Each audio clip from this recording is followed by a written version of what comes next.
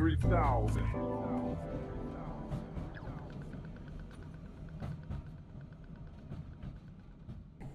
My name's Maloney. This is the 3000 podcast. I'm joined today by a podcaster, a comedian, and a Melbourne skateboard head, Steele Saunders. Are you a skate head? I'm skate body. Skate body too? Yeah. A whole skate person? Yeah, I'm pretty skate, and you could, if you did a fitness check and a test of the ankles and stuff, I definitely on those cold days I feel particularly skate. Very skate. So you based yourself in LA at the moment, or California. Mm-hmm. But obviously you're originally from Melbourne. So let's start where we always do in the beginning. Whereabouts did you grow up, man? Oh, the Bud. The Bud. Where you're at right now. That's it. Rosebud, the place where I actually said this to someone yesterday. I bumped into someone in Fiji. I transferred in Fiji. Someone from Melbourne. Anyway, and I said, "Oh yeah, I'm from." Oh no, because he had some Portsea event backpack on, and I said, "Oh, you from Portsea?" And he's like, no, I just went there. And I said, I'm from Rosebud, which is where people that can't afford to holiday in Portsea stop on the peninsula. So you drive halfway, you get to the Bud, and you're like, I'm upset. Let's pitch a tent. Let's stay here. You know, some of those people on the foreshore are there every year and have been going back for like 20-something years. Yeah, longer. Yeah. Like, we have people, like a holiday house next to us in Rosebud, and they've owned it forever, and like now we see, like they'll be down there and we've all got kids and stuff. But yeah, I used to it was so weird down in Rosebud. And because winter was just like the most boring, barren place on earth. And then in summer, like they'd put up the carnival and all the tourists Circus will come. comes to town. Yeah. And the people, like the locals, the rougher of the Rosebudenites, or just on Peninsula, they spent all winter like fighting each other, like Rye versus Dramana and Rose, like do you know what I mean? That were the fights. Yeah. And then the tourists will come, and You've then got a common enemy. Yeah, and I was always like, no, the tourists. This is what makes it exciting for like a couple of months. Yeah. Like, I'm not sure, but if you've noticed, but like, many of these tourists are of the opposite sex. Like, it expands the dating pool a little bit. Yeah, and it became like one of those like meatballs, like a screwball comedy for the summer where it'd be so exciting. I haven't been there for long enough. I've only been there for 12 months, so I can't even really sort of wear that hat that, like, you know, I'm a proper, you know, peninsula person yet. I think you got to stay there for like 5 or 10 years to start to wear that hat. Yeah, I don't know. Be careful what hat you wear, though. Do you know what I mean? Yeah. You don't want to wear the wrong hat down there. Like, you can live down there, but you don't have to wear a hat. Do you know what I mean? So what are kids doing in Rosebud? Are you skating, riding BMX? Are you playing footy? Are you playing music? Everyone's doing all those things. I started actually racing BMXs really young. Yeah. But I was terrible at it. I literally only won when everyone else crashed in the final, and I sort of just... The Bradbury. Yes! Yeah, at age like 6. And so we did the BMX and then football. I think we BMXed until I was old enough to play football, and I played that, and that was great. You know, Rosebud, under 9s or 7s or something. Must have been under 9s. Undefeated, grand final winners. Do you know what I mean? It was great times. But then one day we went to the training for the next year, and the coach said that this year he's going to make men of us. And I'm 10, right? And I'm 10. You've got 0 pubes. And I'm like, yeah, check ya. Like, I don't want... Like, being an adult seemed like the worst thing. Like, they all didn't seem like they were having as much fun. So I was like, that's it for me. Yep. But then they got me to come back or something. Like, the coach came to my house or something. But I think I did it for a little bit longer. But then this really weird thing happened was I was getting into skateboarding. Oh, because at Peninsula Surf Centre, remember that place, right? Yep. So they had a shop in Rye, and they had a ramp out the back, which changed my life. And they had a comp, like a big comp in like 1986 or something. And we went there. My brother took me, my older brother Craig, who's 5 years older than me, and sort of like introduced me to everything that was like dope. And he was sort of out there pioneering, finding out about all these subcultures to report back to his little enthusiastic brother. But so they had this comp on this rickety old 10-foot high, 16-foot wide ramp, which is so thin. Like and it had plastic coping, and it like was all uneven. Like PVC coping. Yeah, and it was like cut in half and nailed on, and it was all unbalanced, and it was out the back of this old surf shop, and they had this brick wall, and it had all spray paint with like Pau Peralta, and I was just like, I'd seen Bones Brigade thing. Yeah, like I'd seen Future Primitive, and it just changed. I was like, this is it. Like this is like it for so many reasons. But and I saw all this American iconography and stuff, and then all the skaters all were sort of like so, like wrestling characters, kind of like caricatures. Yeah, they all sort of like, there was one guy, you know, had a Slime Balls t-shirt and a Slime Balls helmet sticker, and he was like that. And then there was like the Veriflex person, and it was just it. And Lee Ralph won the comp. Yeah, like right. Lee Ralph, who's like one of the greatest skateboarders that like that New Zealand ever produced. But and he lived here for a while. Yeah, so he just moved, and the story is that the night before he just got here from New Zealand, and him and Gregor Rankin were like so much better than the Australians, and he slept. George Patterson, that owned Peninsula Surf Centre, Lee Ralph like knocked on the skate shop or the surf shop window, like, because George was there super early to set up for the comp, and Lee Ralph had slept on the beach the night before to get there for the comp, and turned up and like won the comp. And he actually like snapped one of the 2x4s on the platform. Like, I don't know, he missed a trick or something, and he like stomped it and snapped it. And so that snap was there forever. And it was just a bit of history. Yeah, because he would then go on to like turn pro for Vision, and like really like with all the revert skating and stuff, and he really changed. Like, he went to America and like blew people away. Yep. And so yeah, that was like my first introduction. And so then rewind till fast forward, I guess, because I'd sort of seen that. I didn't even have a skateboard. And then one football training, my mum went to Peninsula Surf Centre in Rye to get me this skateboard book written by the Hill brothers. That went on to do Globe. Called Blast, the skateboard book. And it was like one of those really basic how to skateboard, how to build a ramp, like taught you about the culture, street skating, how to grind a curb, and just like gave you the sort of basics of the lingo and the lifestyle.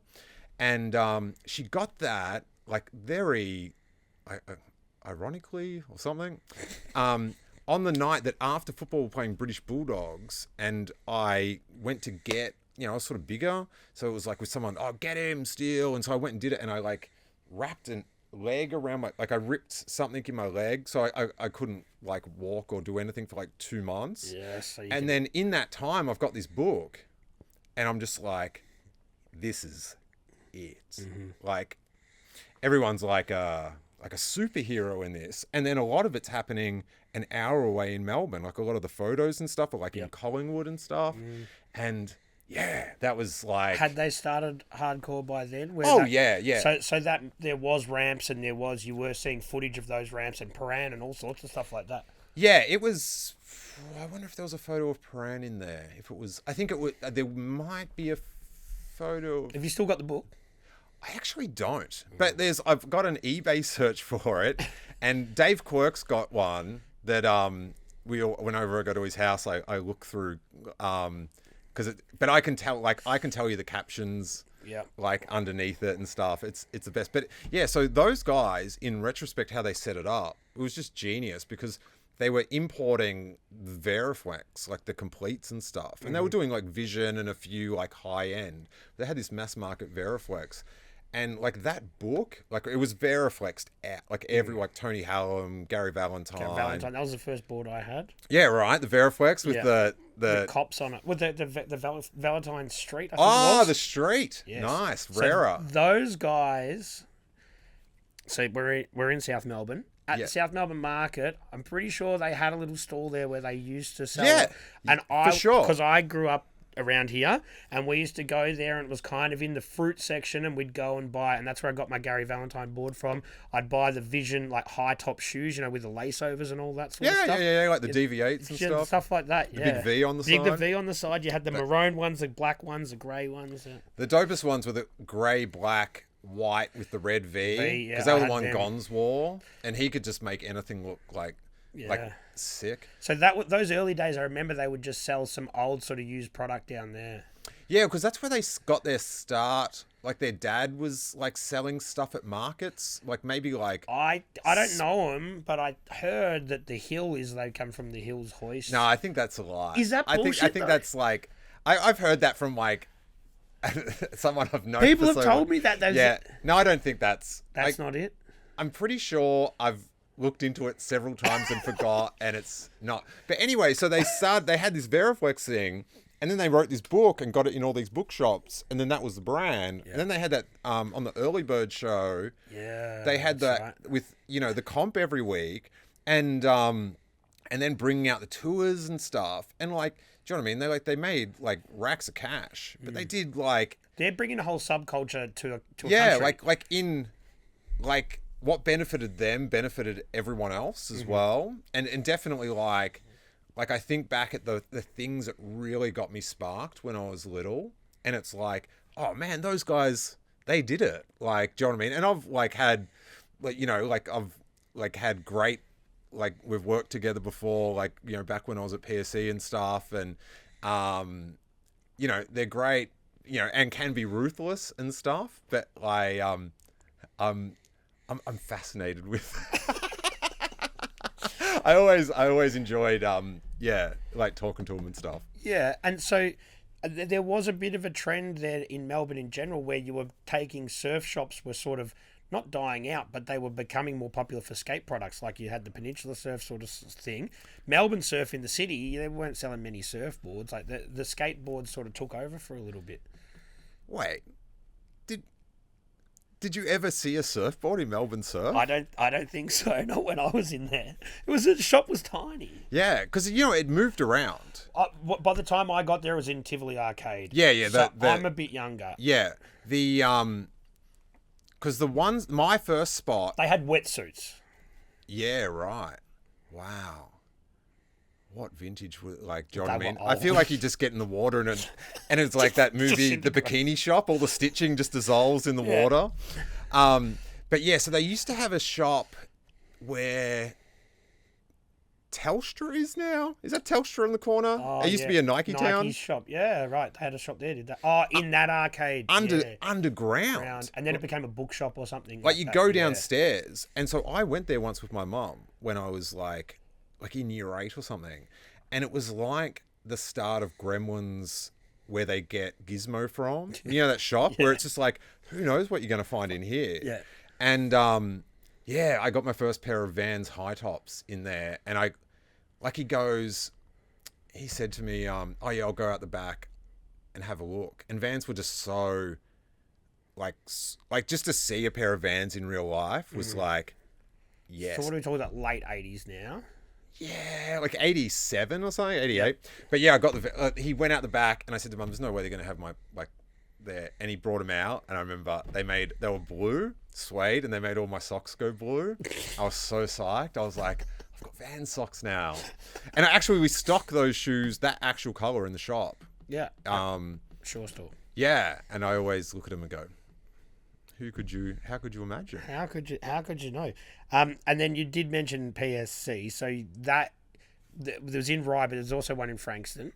Yeah, and so you got involved there a fair bit. You started working there. Yeah, so I actually worked for Peninsula Surf Centre in Rye when I was like 11, 12, 13, because I ended up like skating that ramp every weekend. Mm-hmm. And there's no skate parks down there at this stage. Like, there's no sanctioned actual skate parks. No, well, this is just like a private ramp. That was it. Yeah, but that was all there was. There was no. Oh no. Nah. No, not a thing. There would have been around this time, 540 magazine put out a skate park guide of Australia, mm-hmm. and the font was like 20 point, and it took up a 2-page spread in the magazine. Yeah. Like, do you know what I mean? So there was one column for Victoria. Yeah. So it was like, like Paran and Morty allocated Ringwood, ramp? Morty. Yeah. And so yeah, very few. But so we would, it's like a 10-minute bus ride from my house. So I was like super lucky. Mm-hmm. But then also, like, with luck comes, like, I'll tell you what breeds luck is like enthusiasm. Yeah. Like, if you're just into something enough, like something will like happen. It'll manifest. Yeah. Or not even manifest. It's just like, because that sort of like entails some sort of universal thing. It's just like, if you're super into something without knowing, you'll just keep at it.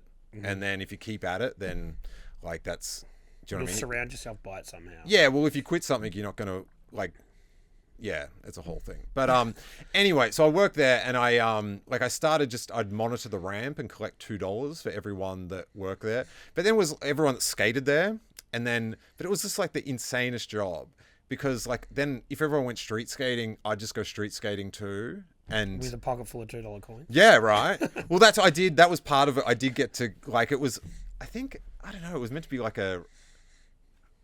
Yeah, I don't know. But I know the $2 did increase. The more people were there, I got more money. So that was my first. So at age 11, like, it was like, there's like this thing that seemed like so insanely impenetrable, and like, because just back then the progression was so slow, like just a fakie past the first crack on the ply of the ramp was like an achievement. That's sort of thing. Yeah. Like back then there was like a thing called the dork line, where if you could kick turn above, then you weren't a dork, sort of thing. Like that sort of like Australian boganism in skateboarding. And now, like, do you know what I mean? If you're 12 and you're not doing 720s, like, check out. Yeah. So yeah, I worked then, and then I sort of so I worked there until I was about 13, which was like super like not legal and all cash in, but it was just the best. Like, it was just it was like just unbelievable. Mm-hmm. And then I didn't work for them for a while, and then I worked at McDonald's and that sort of thing. And then I was doing a zine when I was about 19. Is this the Return to Punk? No, Return of the Punk Guy. Return of the Punk Guy. Yeah, which, if you want a niche market, it was a Star Wars themed punk rock zine. But it like we'd print like 2,000-3,000 of them and stuff. I've heard, and you weren't doing them DIY. You were getting them properly printed, like full color printing. No, it wasn't color. But it was printed like a zine, but not like a smaller version of Beat, but it had a staple and stuff. Yeah. But it was like newsprint. Yeah. And but it was very DIY the way it was made. Mm-hmm. Like, I had, it was cutting out stuff and pasting it on this big like layout sheet with grid lines and stuff. Yeah. And then it would get printed in like Shepparton or something, come back in these bundles. And it was like, we were the first publication in a publication. And like, it was before the internet and stuff. So it was like, that was like a blog. So how are you advertising your zine? It's just at gigs. Like, so I was like, it's the same thing. Do you know what I mean? I was super into like punk music from like watching the videos and stuff. Like, Bad Religion was all through like the Plan B video, and Pennywise and that, and then like Descendants, of course. And all that sort of stuff. And then just because, like, if I get into something, I'll get into it. And it's like, oh, there's zines. Mm-hmm. I had no skill ever to play music. Yeah. So, but I loved the music. So I was like, oh, how can I be involved? Yeah. And I like zine, like through skateboarding, I have like just an immense love of magazines and print and stuff. Actually, this is a good story, because I know he's your boss. He's your boss. So I was there. My best friend is Clint, that plays in Something for Kate, and so we every day in high school I would skate to his house, and he lived opposite the Kmart, and then I'd get him and we'd go skate out the back of Kmart. Right, it's like year 8 something, and he wasn't that into it or like, that good at it sort of thing, and just didn't have the, like, I was like do or die. Like, I don't think he'd go home and watch a skate video. No, he was just into doing his music. Yeah, but he was super into music. And so I remember one day after school, I got there and he was setting up the drum kit he'd just bought, right? And I was like, oh yeah, whatever. Like, and he started like doing it, and I go, okay, let's go skating. And he's like, oh no, I'm gonna play on the drum kit. And I was pissed. Yeah. I was like, oh. I remember skating off across Borneo Road to Kmart, and I could hear him like, boom, boom, boom, boom, and just like, I remember as clear as day in my head going, yeah, good luck with that, mate. Well, little did you know. And now, yeah, then he's like jumping around like Donkey Kong Jr. before David Bowie. So, yeah. So don't, yeah, I love, like, I pride myself on getting it right, but I love when I get it wrong and can look back. I remember, how's this? This is such a weird thing. In the queue for ASR, the old Action Sports Retailer Expo, I don't know what year it was, but like in the queue to get our badges, we met the guy that had invented Crocs. Wow. And he showed us, we were just like, oh, what are you here for and stuff. So did he sell them to someone else who's now made them what they are? I had no idea. I've never looked it up. Wow. But he had them. And I was just like, oh, yeah, good luck with that, dude. Yeah, that's such a puzzling one, isn't it? Because they were sort of popular for a minute, and then they weren't, and now they're back bigger than their first incarnation. Yeah, but it's a total different cycle in the trend. Because, like, the first time Crocs came out, they were very popular in the mainstream, but counterculture were just like that was a sign of like just you kick turning under the kook line essentially in life. And then and then sort of like mainstream caught up, like they were sort of like, oh yeah, these are a bit whack now sort of thing. Yeah.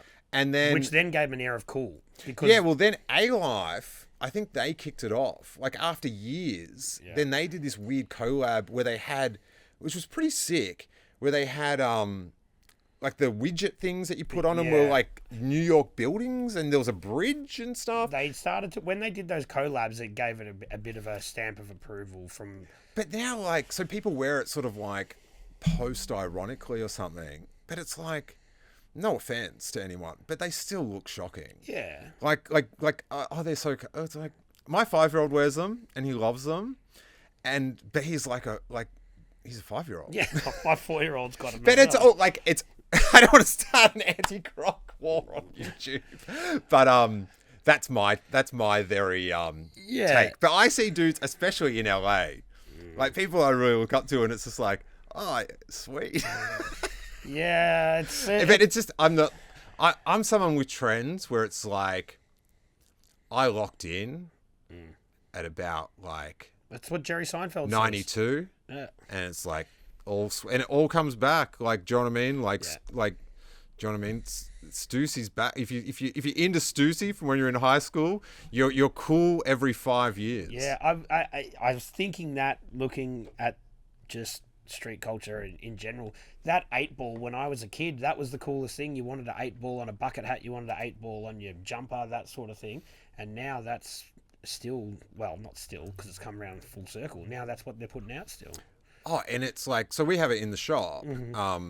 Yeah, I've got, do we say that I've got a shop? Yeah, you can. Okay. No, I'm not sure if we said it in the intro or not. No, you do have a shop. I was too, like, in the intro, it was sort of like, what is all these things he's calling me? But, yeah, I've got a shop in Melbourne called Shaw. And so we stock, like I've always, as soon as I got the shop, I was like, I got to get Stussy because it's like my favorite brand of all time. Yeah.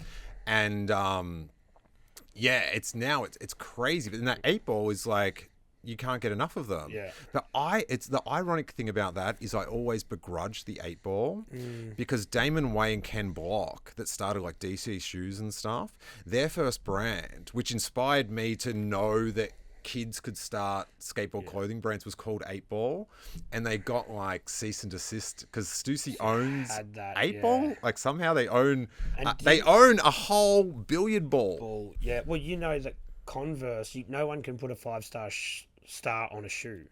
Converse own that. DC had to change that as well because the original DC's was 5. 5. Yeah. So it's some of the things that people can trademark is ridiculous. But it's, I guess, if you've got enough money, you can do whatever you want. The fact that Adidas owns 3 stripes is kind of bizarre. Yeah, it sort of is, but why would you want 3 stripes on like do you know what I mean? Because then it's like they've done it so much. that Yeah. like why would you want to do it? Yeah, I guess. I remember the old bootleg ones that had like 2 stripes and stuff. You'd go to school, people were like, you've only got the 2 stripes. Well, skate companies did that all the time. There was there's heaps of like Lakai bootleg Adidas that would either have 4 stripes or 2 stripes or 1 thick stripe and 1 thin stripe and stuff. The cease and desist stuff is interesting, like, because that whole culture is definitely you borrow from stuff and do it sort of ironically. A lot of skate, board graphics and t-shirt graphics, you do steal from them, you do borrow from them. That's sort of part of the game, isn't it? Well, that's around Like you're wearing one right now. Yeah, right. Well, that's sort of like 88, 89, 90. Like that was sort of like real, like Steve Rocco and World Industries and that they were super. Like that sort of started that big trend of where pros just wanted. Yeah. Like everything was like if you go into a shop, there wasn't many decks, but they were all like plays on other things. And it was funny being from Australia. Like there was a Rodney Mullen Carl's Jr. star. You know that. And we didn't really know what that was here. Yeah, so I was just like, what is this? Like, Yeah. And I hated never not knowing like what a sticker meant or something in a skateboard magazine. It killed me. Who was Jason Lee had the Burger King one as well. Yeah. So that was like a whole thing of just I talked to Jason Lee the other day. Did you? Yeah, Awesome. we were on set on this movie, a show together, and I said I went up to him in this big crowd scene, and I went up and just sidled up next to him and said, "Hey, I saw you skate a quarter pipe in Melbourne in '88." What did he say? There's no way. And yeah, so between every shot, we'd just like just get back together and go. Oh, and then we skated this ramp in Tasmania, and there was this guy. He's talking about Rever's Beard, who's this insane. I think that was his name. Insane Tasmanian skater who I think sadly passed. But yeah, it was sick. And he was cool just to chat about skating and all that Oh stuff. yeah. Like skaters, like he's like got the like that thing about. Yeah. He's still like super into it when you hear him talk about it. Yeah, I've seen him on the 9 Club, and he definitely still knows his stuff. I just thought maybe when he's doing his acting thing, he's like, nah, I'm just doing my... His acting thing's pretty chill. Yeah. His role was yeah. It wasn't a big departure. All right, we'll be back to the guests in a moment. But if you could, just hit that subscribe button. I need everyone to fucking subscribe. We're not asking for any money. It's not hard. It only takes a second. Hit the subscribe button and help us out. Cheers. Talking about those demos and stuff, I remember down at the first time I ever went to Frankston Skate Park was Day One Song was there with Mike Valleri. Oh, yeah. That was my first time I've ever gone to Frankston. Decca versus Black Label. It was, and I've still got the sticker. I think it was 2001. Yeah, Fresh versus Hesh. Yeah. That was a sick one. Koala Tour. Yeah, so that was when... so I just sort of didn't get to how... Yeah, this is so ramshackle about the PSC thing. So I was doing the zine. Wow, that was a long time ago that we were talking about that. Yeah. And I was halfway through saying, first publication in Australia to interview Blink-182. Yes. See, Clint told me about this. Okay, sweet. And then we drove around in my old HR Holden that was just covered in stickers. And we went down to, we got Souvlaki on Chapel Street. And then we went to, what was the... So this is with the original drummer? Yeah. So we're talking, early, 93 or something, 94. 4, 5 maybe. Yeah. Yeah, 5. So Dude Ranch hasn't come out yet. Oh no. No, so they just changed their name. Yeah, Buddha or whatever the first. No. So it just changed from Blink to Blink 182, yeah. and it was just Cheshire Cash. Mm-hmm. And we went to what was that? Classic Collectibles, the shop that used to be where Evolve is. I think it was called Classic Collectibles. Oh. And then Mark bought all the vintage Princess Leia figures. Yeah, right. And then they had an orgy in the backseat of my car on the way up Chapel Street.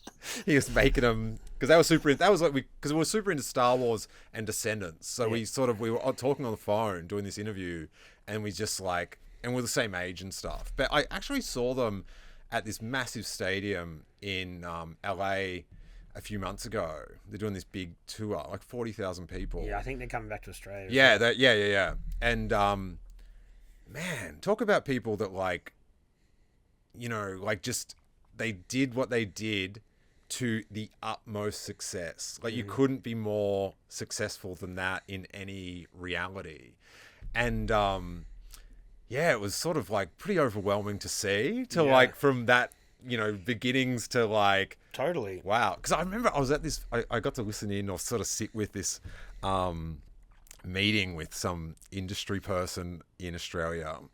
And the manager of Blink was sort of like, oh yeah, so we'll come out. We've got this tour with they were supporting like Pennywise, Under Body Jar, and It's like sort of Warped Tour sort of time.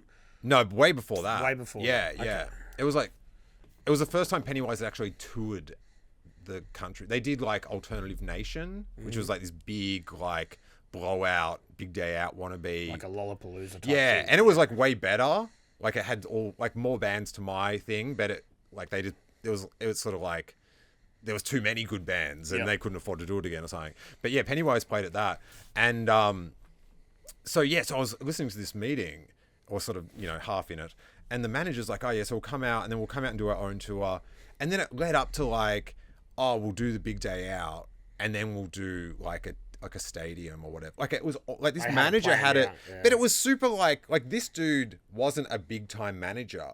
He was just like their friend that was just sort of like, let's go. Yeah. And grew into, obviously, because then I remember like going to America and just seeing him on the front cover of Rolling Stone. It's like going, whoa, like that's like, you're big now, bro. Yeah, you've made it. You've come a long way from my zine in Rosebud. Yeah. So I was doing the zine and I was on Job Care or whatever. Job Care, Job Search, The Dole. That's what we... That's the rock and roll. Yeah. And so through that, I had to go for a job interview at Morty Alec Cash Converters, right? And that's like an hour away back then from Rosebud, and my car's old, right? It's There's no Peninsula Link back then. No, 1966. And not the year. I'm talking about the age of the car.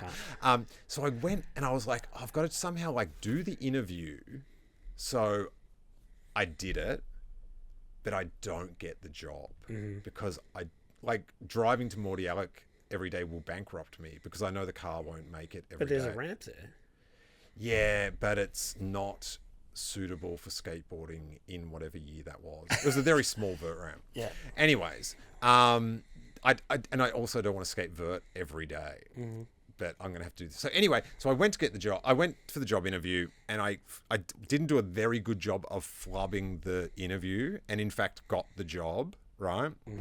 The hiring criteria at Morty Alec Cash Converters probably wasn't that high back then.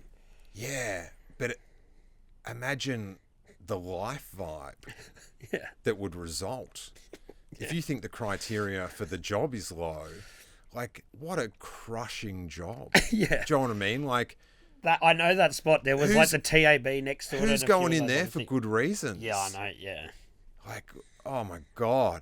So I was like, this is not good. I'm successful, but it's not good. Yeah. I'm successful. Well, you got the job. You succeeded. But my goal was not to get the job. Right. So you were, So, yeah, I just didn't have it in me to really muck it up. But anyway, so on the way home, as you did every time you drove through Frankston, we stopped at Peninsula Surf Centre and went in to see Mark Grayson, who was actually, he was like at that ramp in Rye, like the golden boy best local. Like he was like so good. And so he ran Peninsula Surf in Frankston and I went in there, just to drop in, see new decks and stuff. And I'm just like, oh man, this is brutal. I told him the situation and I said, I'm like, I think they're going to give me the job and I don't know what I don't know what to do. Yeah. Right. And I'm not going to him. I'm just like just venting. Yeah. And he goes, do you want a job here? And I'm like, are you serious? And he's like, yes. And I'm like, he goes, I'll check with everyone else. Like I just walked in on the right day that they needed someone. And, so that job seeker thing actually worked. It did get me a job in the end. But, so he And this is the error it was. He rang me. He was very impressed I had a mobile phone. A Philips Fizz, right? I had a cord that pulled out. My eldest brother Shane got it for me for Christmas one year, and I was big time. So he rang me. I missed the call, but I wasn't big time enough that I could ring back. So I remember No. It wasn't before. It wasn't credit. It was just like you rang and they charged you. Yeah. And then they ruin your life because you've done it. Yeah. And so I pulled over at Mornington and rang on a payphone to ring him back, and he said, "Yeah, everyone said it was," because they all knew me from back in the day. Yeah. And yeah, so then I took over. I worked there, and they were getting this big shop in Frankston, that up near the train station, the big Peninsula Surf. Like when surf shops were like becoming these big, those sort of plush showroom sort of things. And it was a massive step up from their last shop, well, the shop that I was going to work at. And so they had the old shop lease for like 6 more months. And they're like, oh, so we're just going to run this and then here. And then once the lease runs out, we might just move the skate stuff over and put it at the back or something. But I remember one of the owners said to me, but we're going to leave some surf stuff here for the people that are used to coming here. And I was like, oh, hey, but what if, right? Like, those people, I think you should just send them to the new shop because it's going to look so good. And it's like, why don't you want to introduce those customers to how good your new shop is? Yeah. And how about we just make it all skate in here?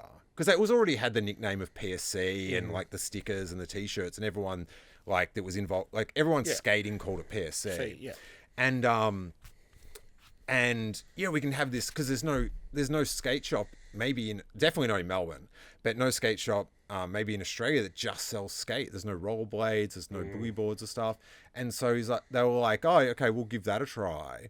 And they sort of gave me, they were so busy with the opening their sweet new showrooms and stuff, killing it, that I was sort of left to my own devices. And I was pumped. Yeah. Like the fact that like I'd get posted like girl catalogs and the faxes with the new decks would come through. Yeah, wow. I was like, this is like a kid in a candy store. This is the chocolate factory. Yeah. And so I just went to town and just just went to town, like lived out my dreams of like running a skate shop and then built it up to where when the lease was up, they got the shop next to that, and then that was that PSC shop that was like just state of the art worldwide for back then. And we had like those demos, and like we had like Rodney Mullen, Stevie Williams in there, Andrew Reynolds. But is there a Frankston skate park? There's just that metal skate park at this stage. No, there wasn't. Nah, there was just like the street spots and like. So you'd have internationals come here without a real skate park or anything. Yeah, well, there was like this is how like it was DIY. Well, this is how like I was like so into it that I'd put more thought into it than anyone else, sort of like that I was like competing with or something. So I remember so that we didn't have the skate park, but we were about to get it. Right. And we sort of like designed it, and it was sort of like, Darren White that designed skate parks everywhere, like, Shanghai, all that, like, he was sort of drawing it up, and we were like, let's do this and stuff. And I remember we all like designed the pyramid, like we had all those bits in the quarter pipe, which became sort of like standard. Like, you'd see, hey, there's a bit of Frankston skate park in like, like Wagga Wagga or somewhere. It's so weird. But, so the first big demo we had down there, the park wasn't built because it was metal just dropped down. Yeah, I remember that. But the bitumen was there for the park, right?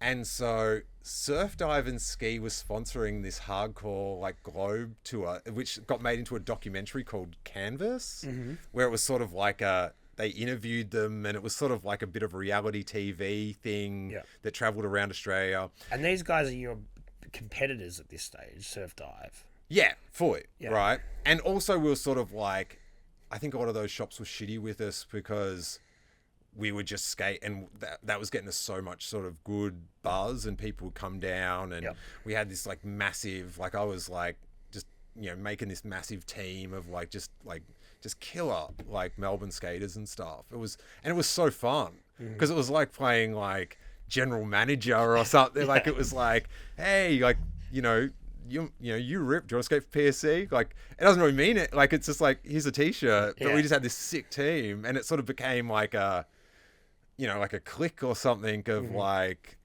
you know, we'd all go to parties, and not like, you know, like we weren't like the Daggers or anything, but we like we did a lot. We went through a lot of stuff and did a lot of fun stuff, and so the park wasn't going to be there. And Surf Dive had this tour, and it was like Andrew Reynolds, Guy Mariano, Rodney Mullen, Gershon Mosley, Mike York, some other heads, Jaron Wilson, and they were doing this demo at the shed, right, that night. And so I'm like, you know, Globe and hardcore, like I'm in there all the time, and I'm incessant, and I'm just like too much enthusiasm to like ignore, sort of thing. I'm like, hey, what if we, on the way down, just get them to come into the shop and do a signing? And they're like, oh, okay, we'll check. And it's like, yeah, we can do that. And so I'm like, oh yeah, come down for a signing. But we don't have a skate park. So me and my brother, Craig, we made like this big wooden fun box. Like, it was sick. I had hips and rails and like a Euro gap and ledges down the side. And then we got like a few like crews, like ledges and like some quarter pipes and stuff. And we made like a little park for the day. And then so I'm like going to Globe. I'm like, oh, hey, I can organize like a skate park that's going to be pretty sick. Like, it's real good.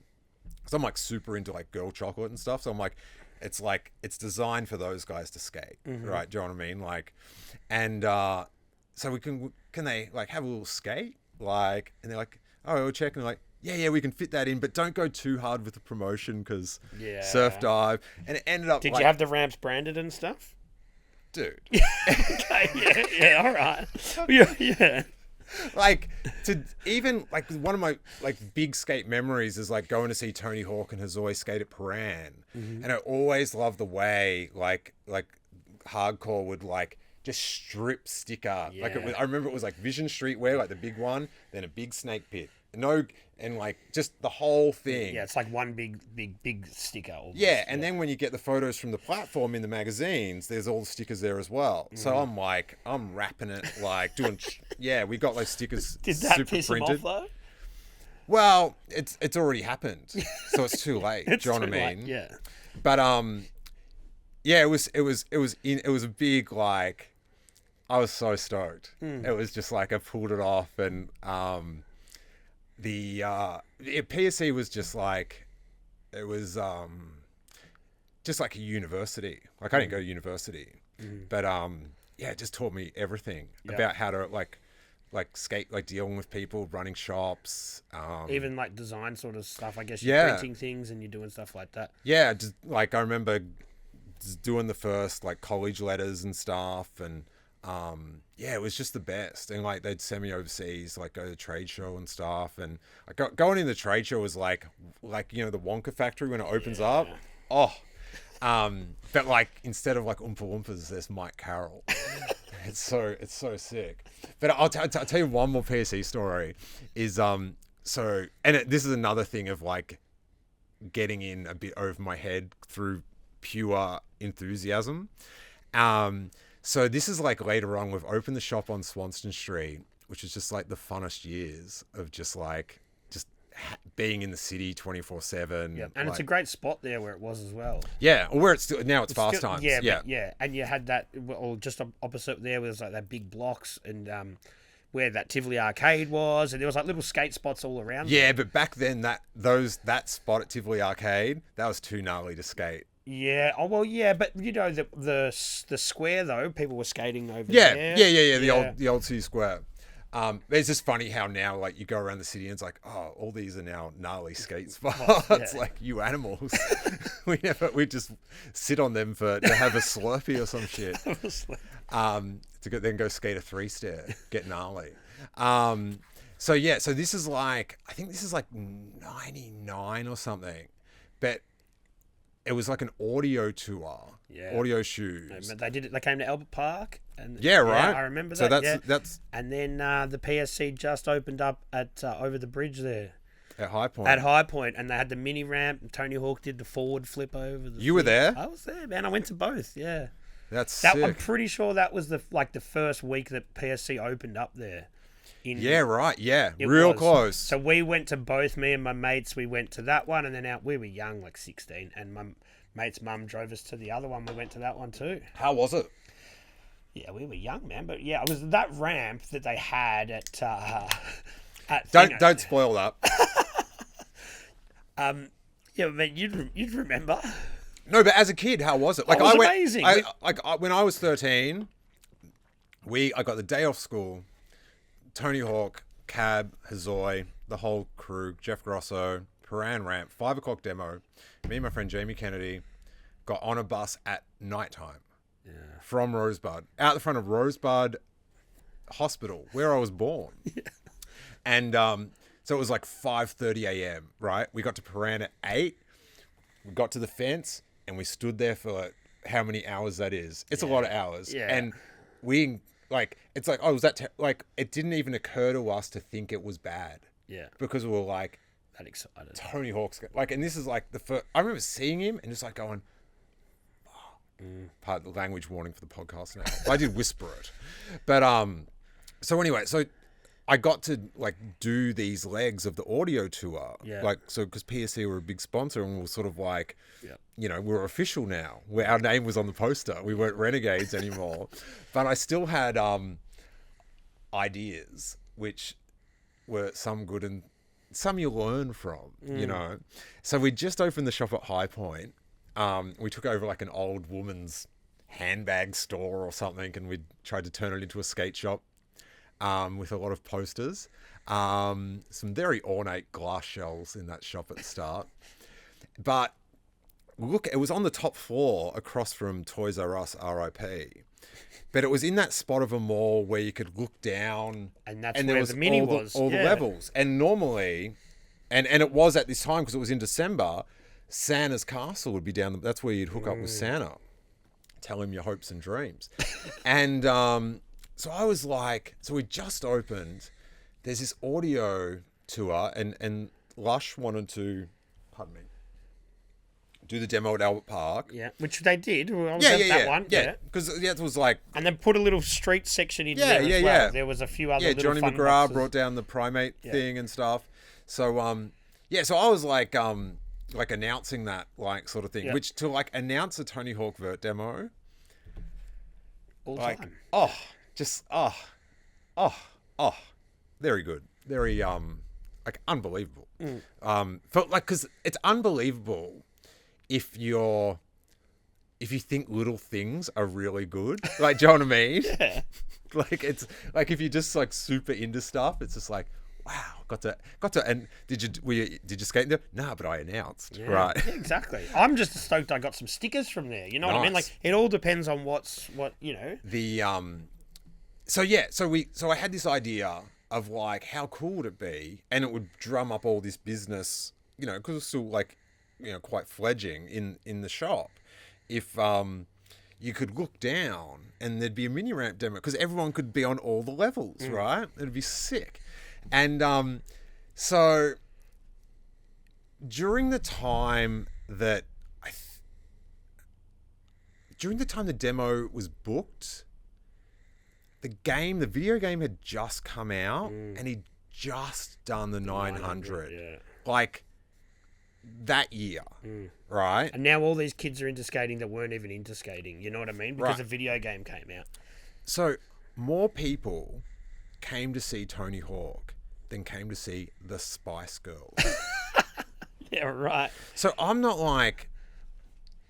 23. I don't have any event managing experience or security or knowing what to do when there's still 2,000 people in a line that's been signing for 2 hours. Like, I hadn't, like, the thought of like, oh, you could cut off the line when you it just hadn't occurred to me. Yeah. And so there was this line that went all of High Point, right, of people, and it's like he's been signing for like an hour and a half, and it's like, but there's more people to see the demo, and the demo has to start at this time because the mall has to close at 9 or whatever, and so we have to like go, hey, we've got to stop. And I remember, right, this guy yelling at me with a beard, and just like going, what? This man is yelling at me, like a man, like an adult man that has bills and responsibilities and groans when he sits down at the end of his hard day's work, is yelling at me because he wants to get his autograph for his kid. I don't. No, I won't say who. But I think he was the parent, and he's got full right to be like. Do you know what I mean? I'm parent. I don't want like if my kid gets cut off in the blippy line, I'm gonna be bombed. Yeah. But I think it was like this guy's son ended up being like an unbelievably good skateboarder. Like Melbourne skateboarder. Yeah. Okay. But I'm not sure if that is not that it's like I don't besmirch him or anything. Mm-hmm. But at age 23, I was like overwhelmed a bit. It was a man, right? But and then so that was one thing, and then we hired the mini ramp. I will name names on this one, from a company that used to run, I think out of Torquay, called Hazard Boxes, and they'd make the mini ramps with the Hazard logos. They'd rent them out for events and stuff. And so we got the mini ramp, like a 12-foot, 5-foot high mini ramp or whatever. Which isn't really something that Tony Hawk's used to skating. He's used to skating bigger stuff than that. Yeah, at that point in time. Yeah, but he could still destroy. Like he did a forwed flip over the thing. Yeah, I remember. And he can do like inverts and stuff, and on that sort of stuff. But we had like Chris Markovich, Ed Salego, and then like who were the audio guys for Australia? Like Ronnie Roberts and Numbers, Jason Ridgway, and they were mini ramp. Yeah, like that destroyed. Yards killed that stuff. Yeah. Yeah. So they were like destroying, but there was like one strut or something in the mini ramp on the wide side that let go, and it caved in, so you couldn't use that part of the mini ramp. So you sort of had to sort of skate it from edge to edge, which it's like that's not. No, skatable. Like if you weren't doing a demo in front of 5,000 people, you would go home. Like you'd go, yeah. But so these Hazard Box dudes, they're gone. They set up the ramp and were just like, they'd left for the day, and we're going to come back at the end of the night. Which I'm just like, don't you want to see Tony Hawk skate? Like, what are you doing? Yeah. But anyway, they made the best. Like they did made the best of it, and they put on a good demo and destroyed. And Tony Hawk did the big flip, and everyone left happy. Yeah, but. With the man yelling at me, and then potentially, and that was the other thing. That magazine, Big Brother, was covering the tour, and I loved Big Brother. And Dimitri, one of the like they sort of were characters, but they wrote the articles, took the photos. He's there, so I'm like, dude, I'm gonna get roasted in Big Brother. Like I organized all this, and no one might know, but I'm gonna read my favorite magazine, and I'm getting like. Brutalized. No, but I think you pulled it off in the end. Yeah, but like the best thing to do is just think of the worst possible scenario and just be like paranoid on that. And then that's because I don't have I'm an idiot. I'm like, do you know what I mean? Like I don't have so if it's just like, let's be paranoia. Yeah. When you don't have skills, be paranoid. That's good advice. Yeah, maybe, do you know what I mean? Maybe. Put that on your little TikTok. The cooking was a bit much, I got to admit. But it all did work out in the end. But I remember at the loading dock out the back of the shop having a Heineken and just like, I won't do that because just my hand was like, it was like, because it's also like my childhood hero. Yeah. Like I did once have a wall completely dedicated to pictures ripped out of magazines. And was he cool? Was he good? Was he like best? Yeah. He's so the there best. You go. And they say don't meet your idols, but you met him and he was great. Yeah. Pick your idols carefully, then meet them. That would be my advice. Because I've like met some idols, and they've been amazing. Yeah. And then others less so. But and then the demo at Albert Park, with some more controlled conditions. Yeah. And also someone that hires ramps that is good at their job, Yeah. Johnny McGrath. Plus, you've got a vert ramp already Yeah. there, so Like that was a ripper. Yeah. Like, but I just wondered how it was for you in the scheme of your childhood. we Like, lived around the corner, so that was like our local skate ramp that we couldn't even skate because it had Yeah. too much vert, like it was Tony Hawk just came to your local ramp. ramp. It definitely did. So that was our dick. tram stop across the road. I got up at night to see him. Are you serious? Yeah, so that was sick. So obviously we've talked about a lot of the skating stuff and the music thing, but you're a very early pioneer. I'm maybe not pioneer. You're a very early comer to the whole podcast game, though. Yeah, right. And like you've got to be sort of super proud for that because like every dickhead like myself's got a podcast now. But you were in early days, and like how did you discover that, and what was the sort of mentality behind the early podcast days for yourself? So I was doing stand up. I'd seen this. I loved Seinfeld. I love Seinfeld too. Actually, this is another Quint one for you. Yeah. So I taped every episode of Seinfeld when they had a marathon on TV one time, and I don't know. I couldn't go to sleep unless Seinfeld was playing, and I'd sleep on the couch every night. I lived with Clint, and he'd get home and turn off Seinfeld and go to bed, and it would wake me up because like without Seinfeld, I'd wake up. Yeah.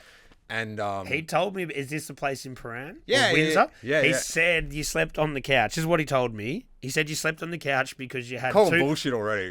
He said you had too much Star Wars memorabilia set up in your bedroom. You couldn't even get in there. No, that's not true. Really? It's half true. It's half true. I did have too much Star Wars memorabilia in there. However, I could get in there. But I wanted to, like... I just had trouble sleeping. So listening to... Like, so now I listen to a podcast. But, Well, yeah. I think that's pretty normal for most people, I think, in one stage of their life that they need something, especially if you're a bit... Oh, really? What? It's all Right. stages now. Once I got hooked on it, that's forever. I can't... Like, I'm not even willing to try because, like, I'll be bored. Like, for those 15 minutes, I'll be worried I'll be bored. Yeah, but that's just when my head starts clicking and I can't think. I'm thinking, going, I'm going to do this. Yeah, I start writing notes and it's no bias. But, then Seinfeld made this documentary about learning how to do writing another stand because he retired all his material. Yeah. It's called Comedian. And so I got that on Amazon from America, and it just, like, because I love stand-up comedy, but I didn't think you were able to do it. Like, I thought, I don't know, it just seemed like you should know how to do it already. Yeah. Do you know what I mean? Like So I didn't know how to do it, so I can't do it. Do you know what I mean? But then watching this to see the best person at it in the world struggle and how he got better, like, and then I was like, oh, okay. So that's how you get good. You can find your feet, yeah. Yeah. So This is just something that I often think of, and don't want to cut you off, but it's exactly what you're sort of talking about. I don't want you to cut me off either, to be honest. What I often find is some people that I went to school with or whatever, you see them on social media, they're like, yeah, and I'm a comedian now. And I just think, but you weren't funny at school. You weren't that funny. Like, I understand anyone can learn how to do something, but don't you think there's got to be an essence, like you've got to sort of have that spark of humor there? No, Yeah, I don't. You think you can just learn how to write jokes and do it that way? Well, there's just different types of humor. And people that when you meet them might be sort of quite, in their personality, quite dry and reserved. Their mind, like, is, quite brilliant and they're able to write, like, amazing jokes. So you might not, in meeting them, go, that's a comedian. But then when you see them on stage, they're quite... Like, comedy's just, like... Because, like, it's infinite what people can find funny. Yep. So, like, do you know what I mean? But to your thing about, like the funny guy at school, like, more often than not will be, like, a horrible comedian. And probably end up in jail as well, most of the time.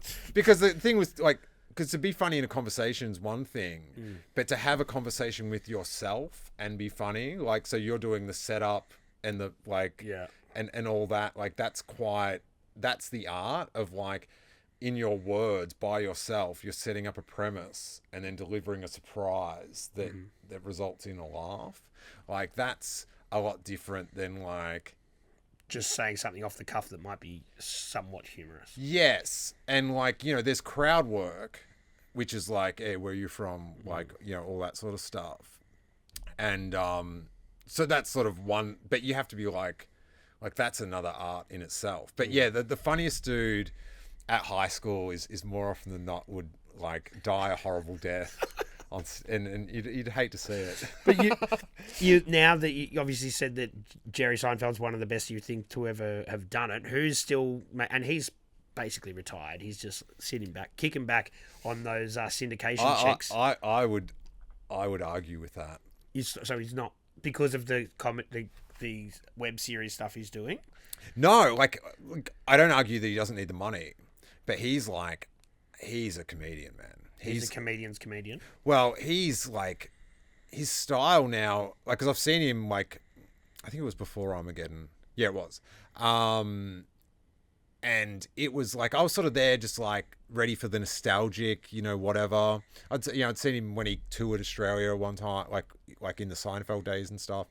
But he just came out with so much energy, and like it's more longer story. Like it's more of a thing than sort of like individual pondering sort of thing. Like his style's less sort of like what's the deal with, which is like a character of him sort of thing. Do you think that? But he's hard working. He's a hard working billionaire. Yeah. At a thing that isn't going to make him billions. Yeah. Do you know what I mean? He's just doing it for the passion. He's not doing it for like a billionaire becomes obsessed with money. Like he doesn't print t-shirts with his face on it. You go to see his show, there's no merch. You can buy his there's a CD from like 1993. That's the only merch at his show. Yeah. Because he's just doing it for like, I'm a stand-up comedian, and that's what I'm an OG at. Like the sitcom thing was just a means to the end. Well, that's what I was sort of going to lean towards. Do you think that that's overshadowed his work as a comedian a bit, because the show did go down a different route? Like, obviously, it leaned on the fact that he was a comedian, but it's different to his actual stand-up. Yeah, well, the medium's bigger. So that's like, do you know what I mean? So, of course, it's going to like, I wouldn't say overshadow it. It like highlight it. But people remember him for the show more than his just comedy. Yeah, we made the best show ever. I think I agree. He's probably the best show ever as well. Like, John, I don't like it. It's an issue that you don't need to like. This is a good. Oh, am I remembered as one of like the defining comedians ever, or the best show, or did I write one of the most defining sitcoms of all time? Oh, the problems. But Larry David obviously had a big hand in the show as well. Oh, of course, yeah. So like, so anyway, God, this is podcasting is about tangents, and this one's got them. But so I was doing stand up and was raw comedy, doing gigs, and then like everything else, I'm like, oh, how can I get more involved in this? So start running, like me and my friends. I did one actually at a friend's bar in Northcote, and then we started, me, my friends Carl and Pete, we started like an open mic at Spleen, which has been going for like 15... Monday nights? Yeah. So we did that, started that with like 12 people, and we're out the front flyering every night, and then it built up to where it was like... It's an institution now. Yeah, and you couldn't... we'd have like 150 people in there on a sub... Not a big joint either. No, it was like super illegal. Like there was people like sitting on the floor, on the stage, on top of each other, and it was like... And you'd have like... Just like... It's a cool joint because it's open till like 5 a.m, isn't it? Like, yeah. So like, and comedians will good go Christmas there, party. just hang out. Yeah, Real good Christmas parties. So anyway... so I was doing stand up, and then there was like what was his name? Steve Jobs. He'd have his little presentations, and he announced that podcasting was on iTunes now. Oh, in one of those keynote speeches. Yeah. And so I'd heard about podcasting, but I wasn't that computer. Like I was always on Mac, so I wasn't in. I just wanted everything set up for me, and then so I'd heard about podcasting, but I didn't really. You had to set up a feed. I didn't really understand. Like, no, I didn't know what an RSS feed was or anything like that. Yeah. So, but then when you updated iTunes, there was a podcast thing, and you could go into the store and you could type in topics, and you could just find all these random people talking about whatever you wanted. And so I started, hitting up the comedy ones, and I was like, oh, this is sick. And I just became just listen, try to get as much info and stuff, and just enjoying listening to the comedians talk about being on the road and all that sort of stuff. And pardon me. And then I was like, so this would be good to do to like build up some sort of like Fan base. following sort of thing. Because like now when I go to LA for work, I'm going to see all these comedians that I've heard on the podcast, like, you know, Sarah, like this is like Sarah Silverman and Patton Oswalt. Oh my God, I'm trying to remember his name now. Doug Benson, like all those guys. And then, you know, like some of the dudes are on Mr. Show and stuff. So, you know, I'd go see them and I was like, oh, well, that's a good, you know, they're getting people, and you'd hear about people talking about they're building up their fan base and stuff. So I was like, okay, I should start a podcast. And then I was sort of like, you need you need something. You need a hook. Yeah, you need some sort of like I didn't feel like just talking, like just sitting down and like, hey, mate, here's a funny thing. Like, do you know what I mean? I thought we needed something to talk about, and also something to like that would drive that. It needed to be like kind of dumb, like it was sort of like someone made a podcast about that sort of thing. Yeah. So I was trying to think of like a hook, and I've always been obsessed with readable materials and stuff, like in the food court, like, you know, Beat and Impress used to come out on Wednesdays, I think. Yeah. Good lunch that Good day. lunch. Oh my God. See who was in the club photos. Oh, see what's going to come into Orgogo that week. And oh yeah, it was sick. Oh, the club photos. That was the best props. Yeah, right. Just dudes like that, yeah. Oh, that was sick. That was sick getting up in the club photos for sure. Yeah. It was Instagram before it was. So I always liked on Thursdays that have the TV lift out in the Age, the Green Guide, and it would always stick out because the rest of the Age was sort of not to my interest, but like the TV and radio bit was like pretty sick. So, you know, I'd always be like, you know, read the art. It was good, like lunchtime food court action. Do you know what I mean? And so, on the page, on the third page, I believe, they had the letters page where people would write in, like sometimes like write, yeah, and post a letter to talk about the television, right? And I'd always read them, and much like the up, thumbs down, thumbs up thing in the Herald Sun or whatever, I was just fascinated with like I get annoyed about things. But it takes a special person to take the time to write a letter to hold on to it and then go, oh, how about this, ABC? Don't change this because I'm here writing this letter. And so I thought like the letters were so crazy. Yeah. Like what people like, how people like someone wore a tie they didn't like, and you'd write a letter in about that. Like that's just like, to take it that far, I was like pretty excited about, like just their enthusiasm about their opinion. Yeah. They were so stoked on it. It's almost like early days of like a reaction video or something, because you're like reacting to that. Do you know what I mean? Yeah, I guess. Yeah, God, that's wow. Yeah, that's I can be credited for that. yeah, you started that. No, but I just think that it's like you needed something to drive it, you know what I mean? And that's what it was. I thought it would be a thing where, so it's called I Love Green Guide Letters. And so we'd review the letters to the Green Guide. And I thought it would be a good device because we could possibly like get the people that are getting complained about on, and like a few of my friends were becoming like where they were getting on shows and stuff or on the radio. And then, you know, through stand up at the back, like at gigs, and because I'm organizing these gigs, I'm like getting to see like, you know, people that like crossover, like, you know, like Glenn Robbins and stuff like that, which is sort of like on TV, and like Will Anderson and stuff like that.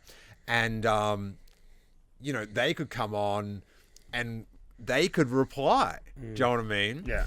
And yeah, so it sort of just like, we, you know, started it, and it kind of, it was at this point where there was not a lot of interest, but there was a concentrated, everyone that was interested in it didn't have many options.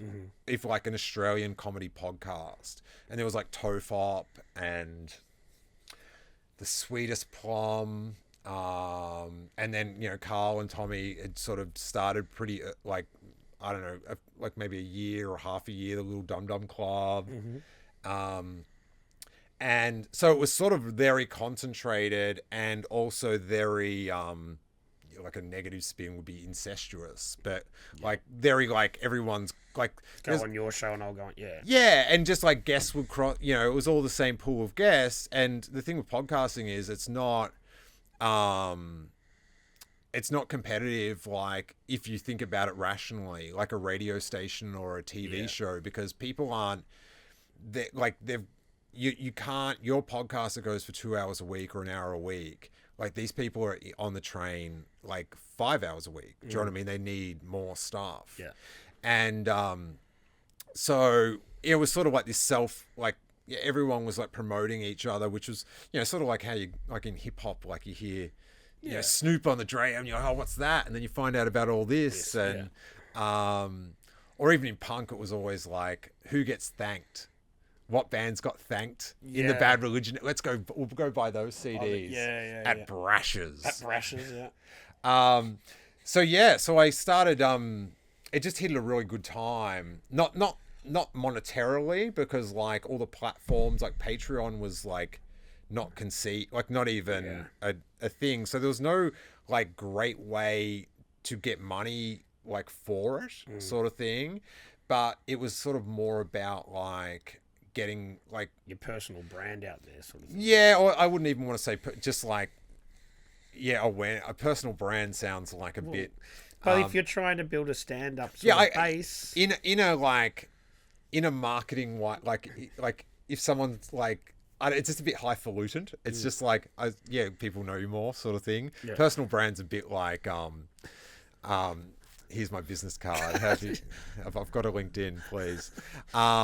Which is, you know, enjoy all your LinkedIns. Yeah. Mine is a ghost town actually. I don't even have one now. I think someone somehow added me, I clicked it, and you didn't really. But I've never really filled it in. But I see other people's, and it's like, oh, that's impressive. It was like an old MySpace page. You can put all sorts shows your network and all that sort of stuff. But it's interesting now with the way that like Patreon, like I think obviously there's the whole thing with like the OnlyFans and like sort of sexual stuff, but people will now pay for content that they want to consume in whatever way it is, which is which is cool, because there is actually a way to monetize it if you've got a big enough following. Well, I know Will Anderson's theory is it 1,000 or 3,000? I think it's 3,000. If you can get 3,000 fans, right, and you're not ridiculous, like you can have a career of 3,000 fans these days, because they can, you know, support, you know, if everyone chucks in like, you get 3,000 people and they're all chucking in $5 a month, like, you know, you're not getting a Lamborghini, but you're pretty set. Yeah.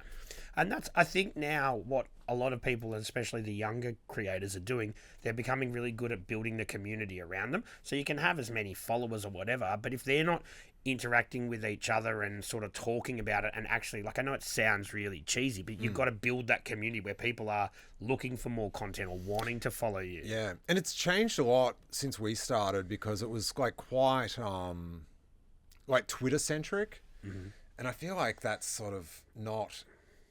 Like it's sort of like that community building has evolved past like Discord now is where they do that. Yeah. Like so when I don't even know when we started doing all that podcast stuff. I guess it must have been like 10 years ago. So whatever this is, 2013 maybe. What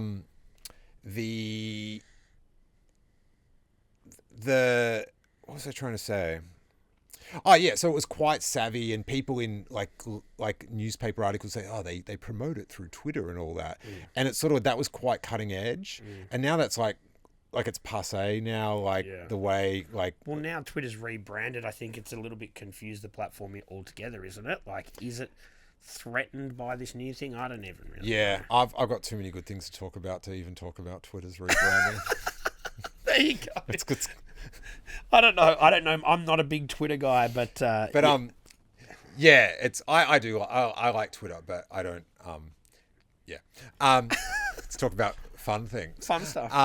So it really it was just so exciting. We'd do like every 100 episodes. Was it every 100 or once a year? It mustn't. No, it must every 50. It was every because it was once a year. So yeah. So every 50 episodes we'd have a really big live show.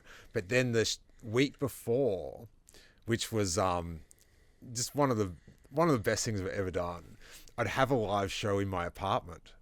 So I had this apartment in this amazing the Beverly Hills building, just the best building. I lived there for like 13 years in 3 apartments, and I got married there actually. It was so beautiful. And so yeah, we'd squeeze in like 60 people to my apartment and have like who did we have one? We had Ed Cavalier, Ash Williams, and Luke McGregor one time. We had Will Anderson, Justin Hamilton, and Limo, I think. And we had I think Tommy Little and like Cat or someone. But yeah, we would have these big live shows. And like it was packed in, and it was like such a bad idea. But that makes because people are like, oh, are you worried about like people gonna like steal stuff from you and that? And I was like the podcast audience, like if you curate it and you cut out you cut bullshit out straight away from like the community you build or whatever, the podcast audience that you are left with, is so because they listen to, they know everything, well, not everything about, but they're so entwined in what you're talking about. They're so engaged, and you just weed out the people that you don't connect with. So the people that are into it the most have the same sense of humor as you. They're the you find your people. And yeah, just the people that would come to the shows and stuff were just they just did so much for me, just to feel good about yourself sort of thing. Not in a, just in a, making people, happy people, they had a good time, a good event. That's why I wanted to know about that Tony Hawk thing. Because when I went and saw Tony Hawk for the first time, it raptured my brain. I watched it, it that demo plays on the shop, it was there today. Right, So, but yeah, just to have to be able to give people those really good experiences and become great friends with I think I'm going to someone's birthday on Saturday. They found out I was in there, hey, come to this if you want. And they're just people that you met through the community sort of thing. Well, it's just networking again, the stand-up stuff, but just on a little bit of a different level. Yeah. It's one of those things because it is called networking, but I hate that's one. No, but it's natural. I know. Networking. I'm older and cynical, and I like things to be pure and of the heart sort of thing. And when you talk, you obviously said you lived in LA for a long time now. Man, I've been a couple of times, and I credit to you if you do want to live there. But I like Melbourne, man. It's a lot going on. How do you go with the difference of the pace, lifestyle, and all that sort of stuff? Yeah, well, it's nuts. It's It is. It's I'll say this about America, and then you can work this one out for yourself. But they're the best at everything. They're the best. Whether it's a good thing or a bad thing, they excel at it. They are the market leaders in everything. Whether it's movies or music or whatever, pop culture, or whether it's bigotry or just mind-boggling bureaucracy. They're the best at all. Yeah. Do you know what I they mean? do everything full on. And you see all the kooks here, and it's oh yeah, they've been watching, do you know what I mean? They're much like we copied, now we're, it's we've established in all, where it's music or skateboarding, we have but it was all bred from that California culture. But yeah, so they do everything at 11, whether it's good or bad. Has the Aussie novelty worn off though? When we were over there, I'm over there 15 years ago, people were oh, it's exciting to meet an Aussie, but now so many Aussies are travelling around, and people sort of there's another Aussie.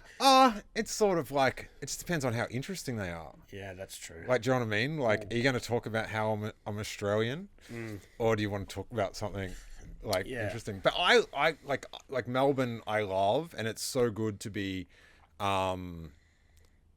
like, because when I grew up in Rosebud, so to come to Melbourne on the weekend to go to a demo or a comp or go to a gig or something, it was like Going to a different city.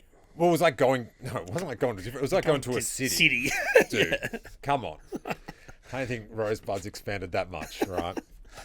But so it was so exciting, and then now because and I've just had, like I got to live like sort of. I lived in North Melbourne when I was PSC, and then down in South Yarra, and so I was sort of like, and I just like I've had so much like of my life like in the actual city, like whether it's work or like night stuff or skating and stuff, that I just like now I just miss it so much that when I'm back, and I come back like every few months, it's like so exciting.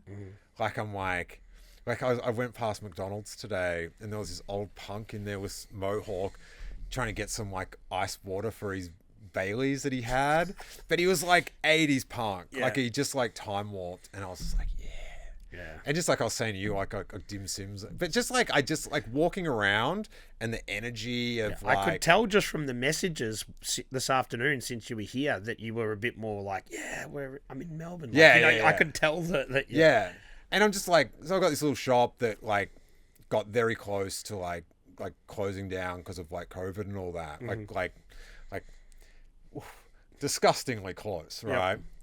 Really like, skin of your teeth sort of stuff. And then we've sort of moved spots, and then you were on Manchester Lane for quite a while there. Yeah, like 12, 13 years. Yeah. Actually, no, it's probably 12 years because we've moved. But so that was there for like forever. And then that end of the city sort of like everything like retail and excitement shifted north. Yeah. And then like Inku and stuff used to be like on Flinders Lane, and then they all bailed and stuff. Yeah, and there was like Alphaville and that sort of thing. Yeah. It's still there, I don't know. I don't think so. There's no clothing shops on Manchester there was a Lane few anymore. in that little spot. Yeah, we had like a good little like squad of sort of like similar, but we'd never cross over brands, but it sort of, we helped it, like it fed, everyone went into every shop sort of thing.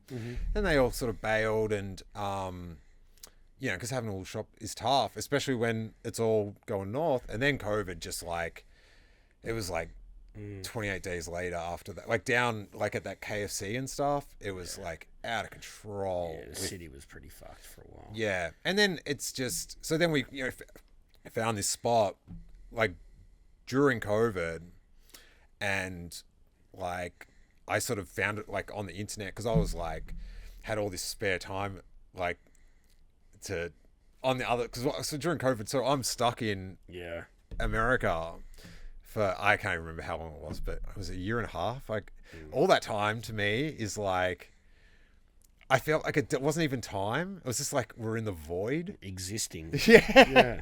So, so to have like the new shop, and it's like, quite healthy. Like I couldn't even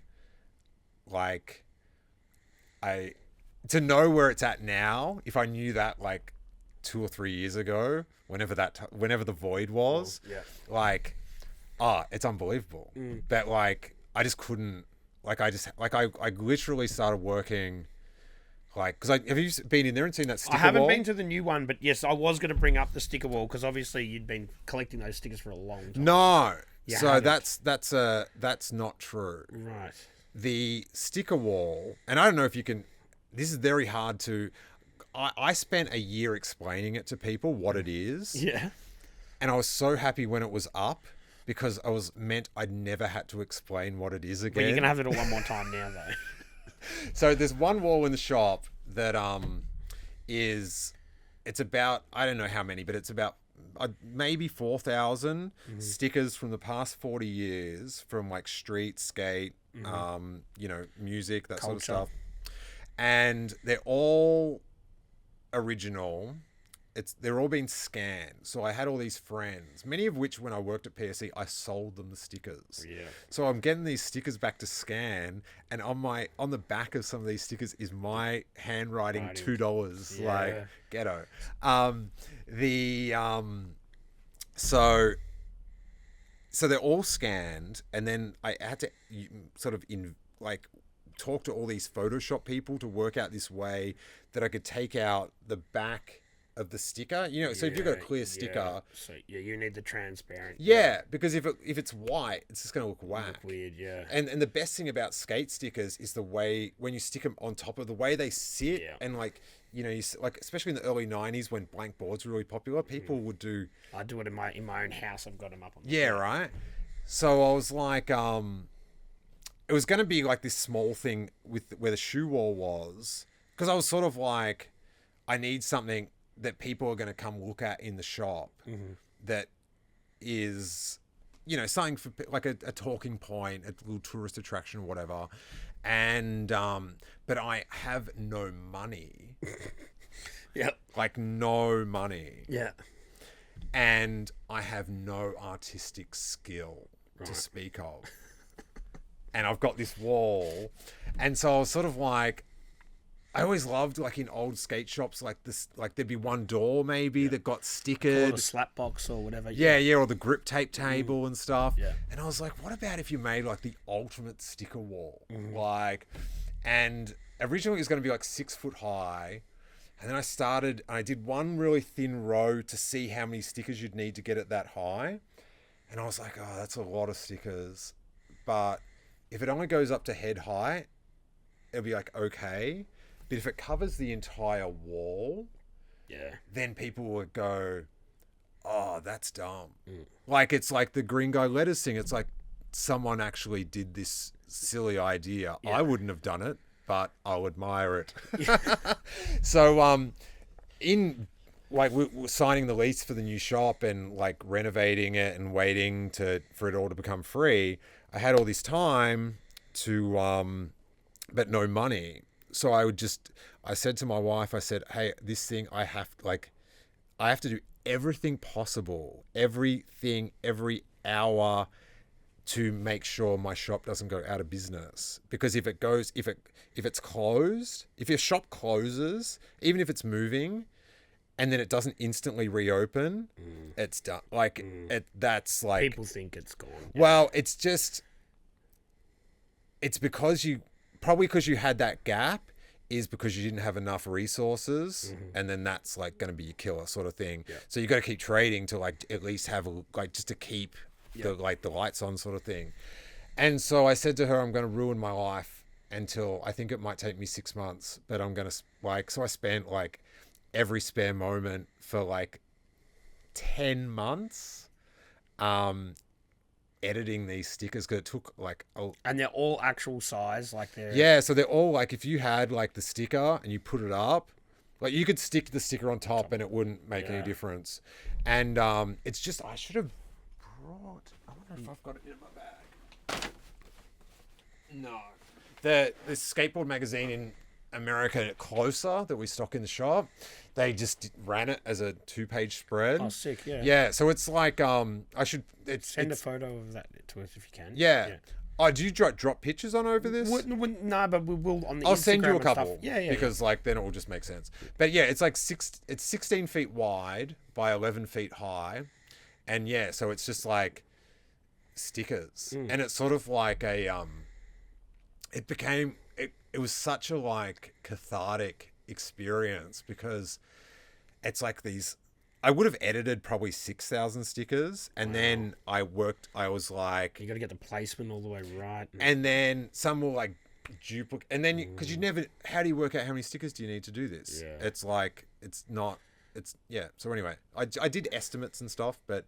So I did more than I needed, and then like, do you know what I mean? It was like, oh, that sticker's the same, but it's different. There was no duplicate stickers, but there's some stickers that are different colorway.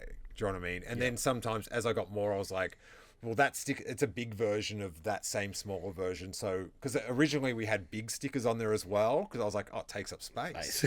Like, do you know what I mean? It's a cheat code. That's 2 weeks work. Yeah, big Alien Workshop sticker. Yes. So, but then I realized that from the back of the shop, it looked better, sort of like one of those magic eyes. Yeah. So it was like... You can look through it, sort of. Yeah, it's sort of just a blur of like color, and then as you get closer, it makes out. But yeah, so I would have spent about at least 500 hours on it. Fuck, man. And the file was like I couldn't export it to PDF. So I spent 3 weeks on just trying to so I spent 10 months on this thing, and now I can't get it out of my computer because because Photoshop. Yeah. It was a Photoshop. It was an 11-foot high Photoshop file, 300 DPI, right? And then so when you look at it, the way I've done the adhesives, it looks like they're stickers. Yeah. Because of like the clear, if you have like one of those stickers, so it looks like you can touch it. And there was one dude that was in the shop. This is like the best compliment. Like a real OG, like Melbourne skater was in the shop, and we're talking about it and that. And like 30 minutes into the conversation, he realized they weren't actually stickers. Individual stickers. Yeah. I'm like, they're not actually stickers. And he's like, what? But it's, and he's like, oh. Because it looks like there's a bump. Yeah. But yeah, I went mad doing it. But yeah, the cathartic thing about it was like all these things that I've like coveted for, like whether it's like a truck sticker or like a no effects sticker, first time getting a no effects sticker or something, and like from 40 years, so it's all my whole life. So as I was doing, I was like, oh, this is like the scrapbook of your life. Yeah, it's like an autobiography through stickers. And there's like podcast stickers and there's some comedy stickers. So there's all these different things and just some random friend stickers and stuff. So yeah, I look at it and like, to be honest, like half the customers that come in the shop, they don't even know it's there. Yeah, but that's just what it is. Like that's just what it is. Like it's just, but it adds to the whole. You got to go into the shop. It's like, I will. Because I've like all around the top is all memorabilia and I found all these. I used to like take a lot of like skate photos for magazines and stuff. So I'm quite proud of the intense, meticulous effort. And you've got the old chocolate Melbourne boards as well. Yeah.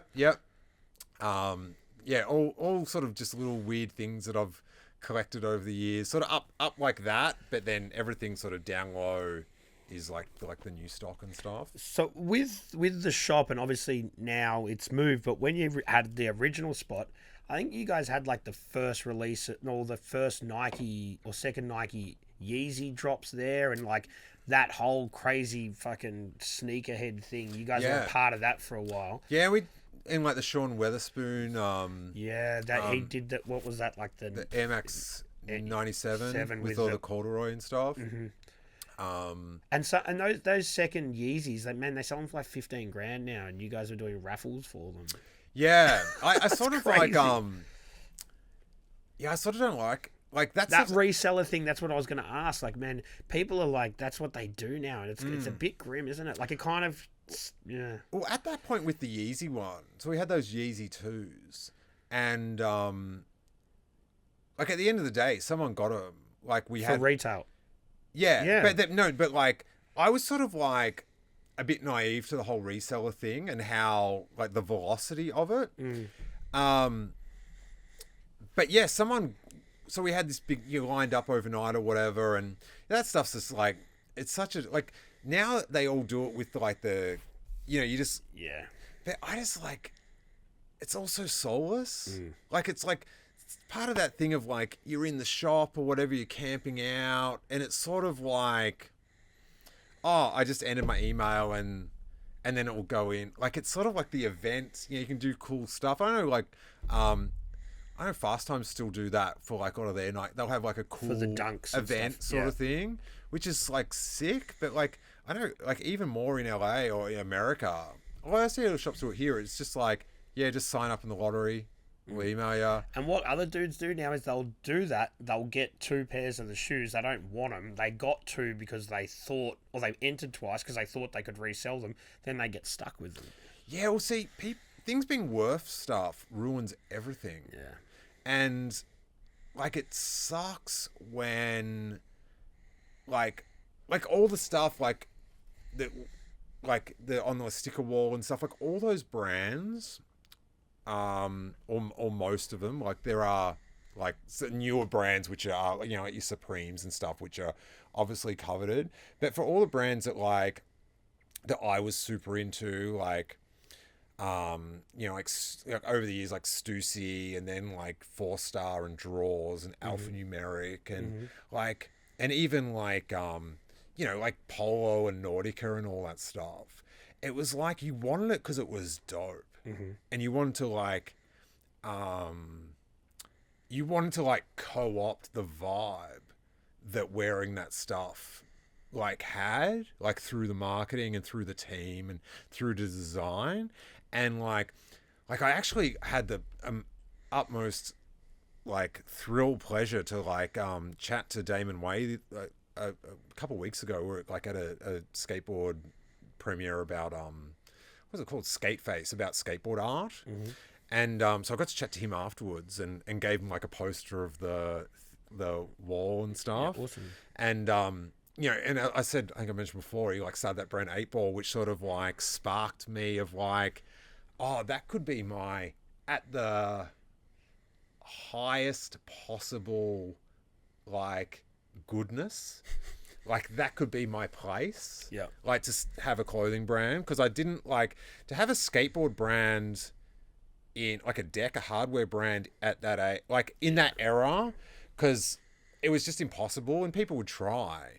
But to get the wood over and get it printed, and the wood, it was so, like, just a deal before like the internet and all that. It was so hard just to get boards, like, for the Australian companies.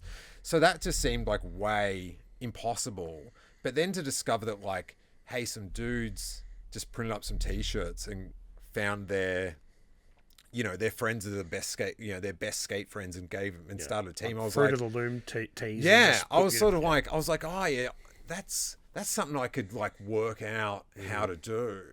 And so to sort of like, and it was from that ad, and so to sort of like show him this thing of like, hey, I like made this thing because of my love of all this stuff, and showed him photos, and he's like, oh, that's like nuts. And he's like looking at like, because that's the thing about the wall, right? And which is sort of like why I chose to do that, was like, there's no way, if you're in our shop, and you should be in our shop, there's a possibility of you buying something from our shop.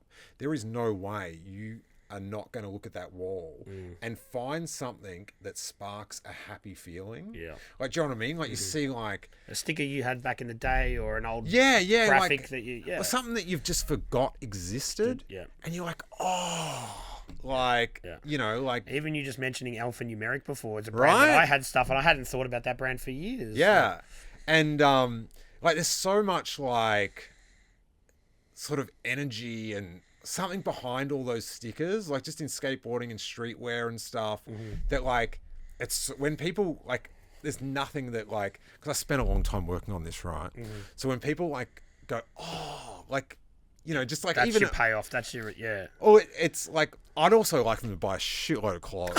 Do you know what I mean? Yeah. Like, that's like, that's what the shop's there for. Yeah, it's like, it's going to be real hard to tell my family. It's like, hey, the sticker wall. Yeah, we don't have any money, but it looks cool. Yeah, no, but that's the thing. Like, it's about like, that's my whole thing. It's like, if you're enthusiastic about something enough, like, it will.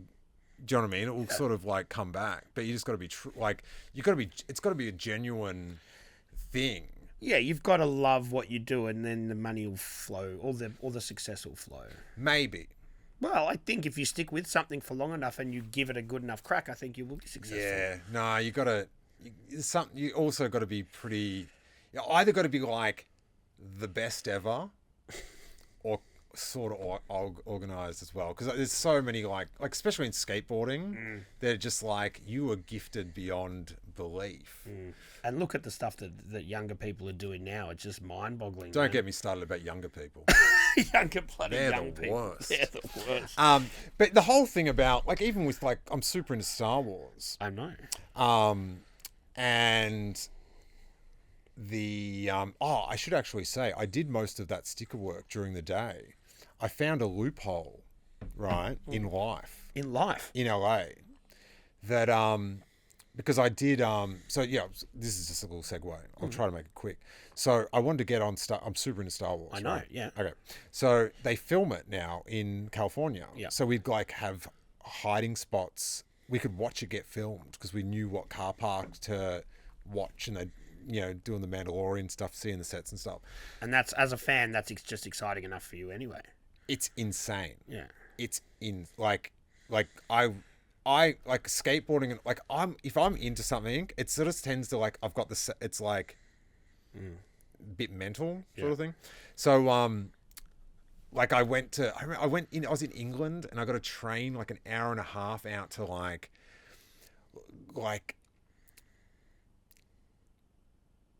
the train stations had a Frankston station on a bad day vibe constantly. Yeah. Like, so anyway, we got a train out to this old nuclear reactor in like England somewhere where they'd filmed The Force Awakens. It was like the Resistance base. Yeah. And the film hadn't come out yet, but I was in London. I'm like, I gotta go. This is my one chance to go to a Star Wars place. Yeah. So we went out there and saw the bunkers, and it was like, it's the best day ever.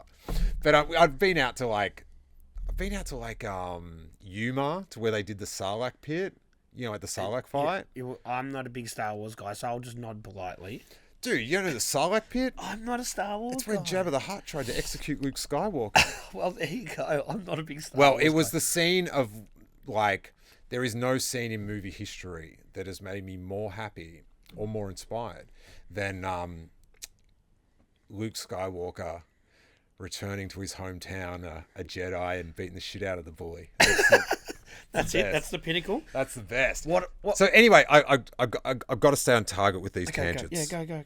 Because otherwise we'll never finish the tangent or the podcast. And 3,000 will not be the name of the podcast. It'll be the minutes. It'll be the minute count. Because, I've done a lot of podcasts, so this talking thing comes, like... Naturally. Annoyingly so, I've been told. I'm very aware of my place in the world and society. But, so I wanted to... So they're filming Star Wars. And I'm This is in California now. Yeah. So, like, the shows, Yeah. the Disney Plus shows, whatever. And so I'm like, man, that'd be good to get on. Like, and so we started, because we're nerds, we know all the code names and stuff. And then we started talking to people in background casting. And so we ended up, like, I was on Tatooine. Yeah. I was a character that is known as Ajax Citizen, and I'm very frightened when the Inquisitors come. Do you get a credit? No, I definitely do not get a credit. But I was on set, and I got... Oh, this is pretty cool. So I was in this barn. It was so hot. It was like 110 in American temperature. I think that's like 40 or something. Yeah, it's weird, the Fahrenheit. It's too hot. But so I'm in this barn and just trying to stay cool and stuff. And like, though I was there for like 8 days, and apart from proper things, which is my qualifier, like marriages, weddings, the birth of children, such things, the happiest days of my life. Like, there you go. I can see how happy you are just talking about it. It was insane. Like, it was like, I'm on Tatooine. I can see the emotion in your face. On it. So they built like the whole city in a quarry out the back of LA, right? So you had to get this van at night, like 5:30, down into this quarry, and then get changed into the Tatooine costumes and stuff. And so the first day, I'm just like, you can actually, like, it's on YouTube. I YouTubed my way there, just like going, are you like, because it was like a big moment. It was like, people say, oh, it's your dream come true, and I'm like, I never had the gall to dream that. To dream I could be in Star Wars. What about a speaking partner? Well, that's very hard to. I can't. They don't do that. That dream of like you're an extra, and they're like, hey, you look that. There's a lot of bureaucracy that prevents that from happening, and unions and that sort of thing. So it's a dream. Yeah. They talk about it in the background holding of like, have you heard? I heard that guy got upgraded. And it's like, it's not true. Anyway, so it was so I walk around. I'm dressed up in all this Tatooine stuff, and we're walking around, And then we go, there's this big shipping container pile hiding sort of as a hider. And we go around and we see what's there. And they've recreated Luke Skywalker's house from the original Star Wars. Yeah, wow. The house. And I'm just walking with all these extras and just out loud. Is there a language warning on this podcast? Not at all. Walking along, 6 a.m, go around the corner, and I don't even know I've said this. I just go, fuck me. And it's Luke Skywalker's house, right? So then, like, so we're on the set with, like, Ewan McGregor and shit, and it's just insane. And I'm like, in between takes, I go onto the set, like the props people, like, oh, what's up with this? What do you do with this? And like, I'm hanging out with Jawas. There's Jawas and droids, and it's just, and Ewan McGregor's there, and it's Obi-Wan Kenobi. And then one time, I'm in this, like, Obi-Wan Kenobi's got this in the show, like this barn where he parks his space camel, right? And Ewan McGregor is very kind to animals. I can't vouch for if he's kind to cannibals before or not. But I go into this barn, I'm having water, and I'm trying to, and it's still COVID, so you got to, have your mask, even outside, very strict.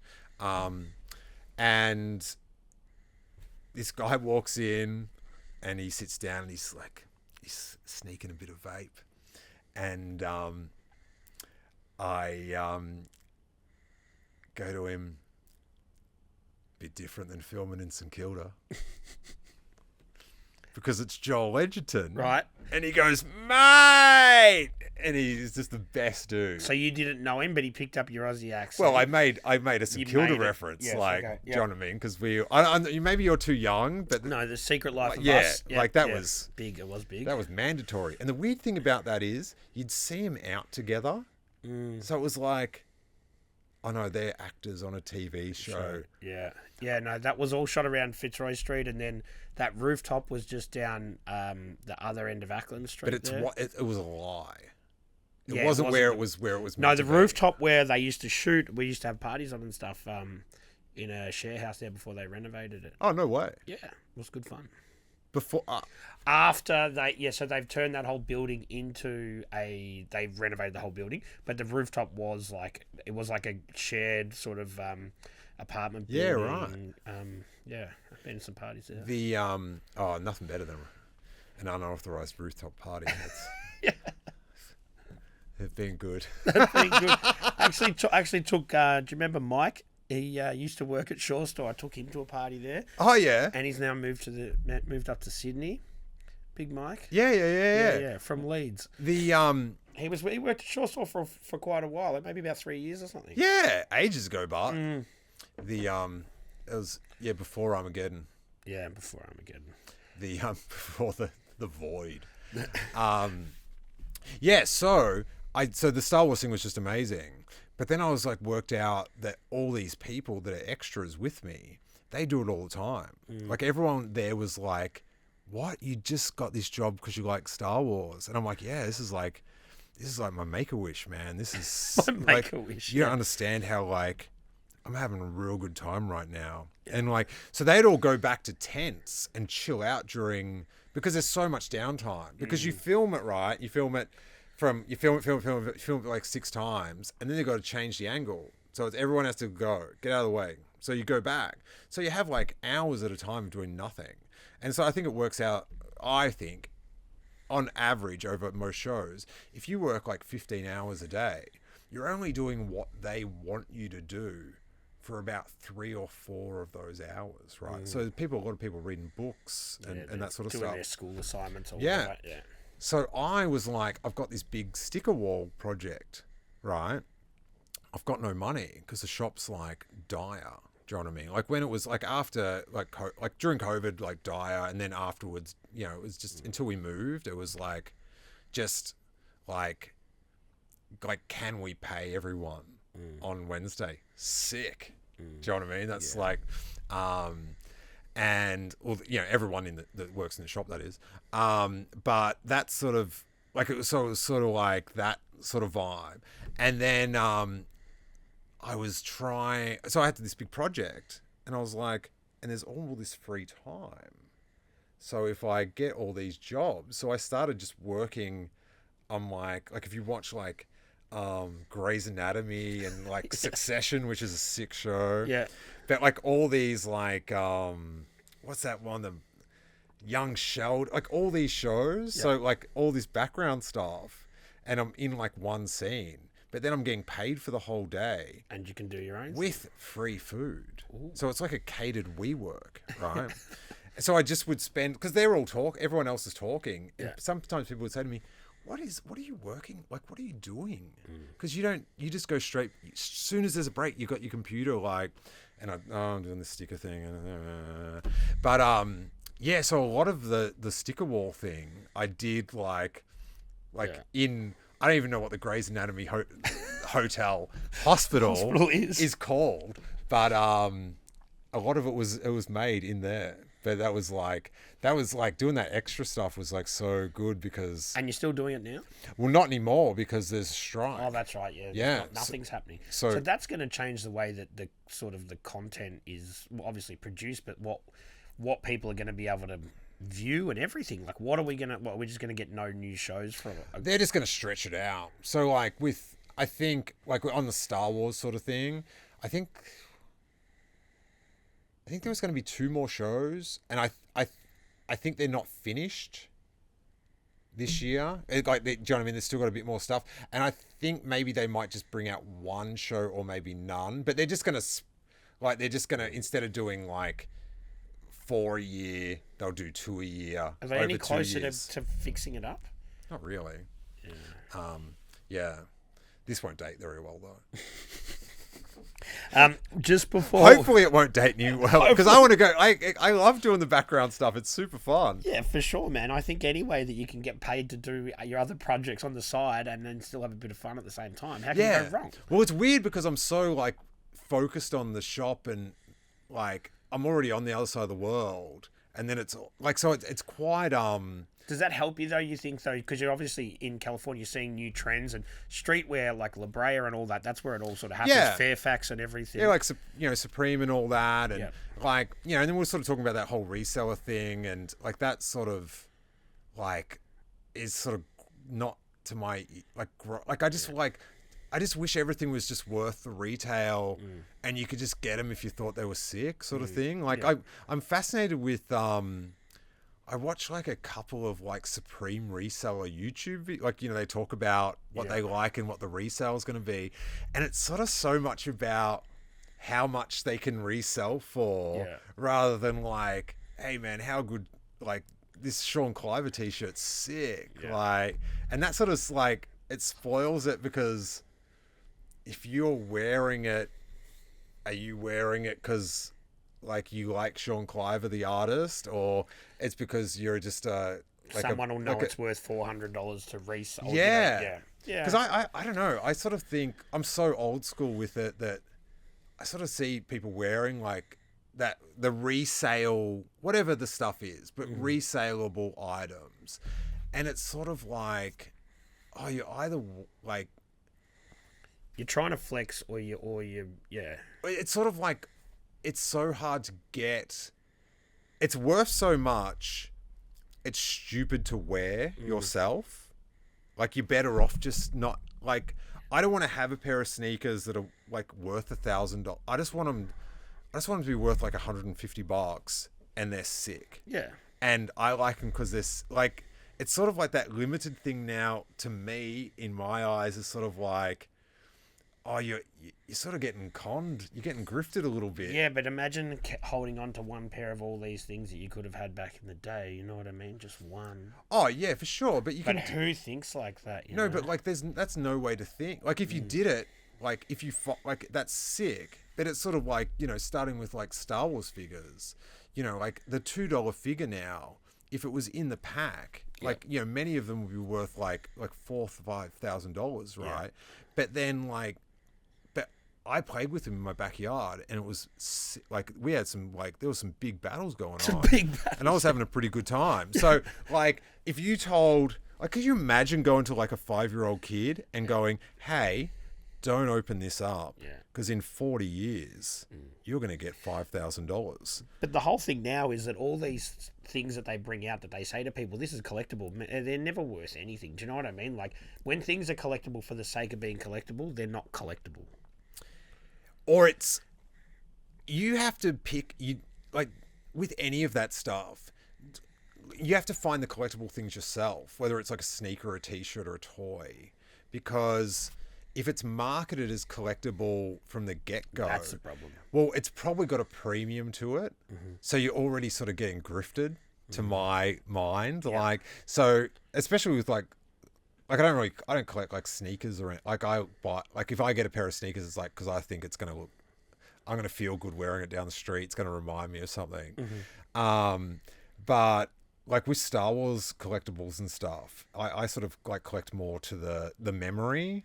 Like, and it's like the stupider, the better. Yeah. Like, Who's the worst Star Wars character of all time? Who's the worst Star Wars character of all time? I would say, I've got some modern ones that I won't go into because it will just start a Star Wars podcast.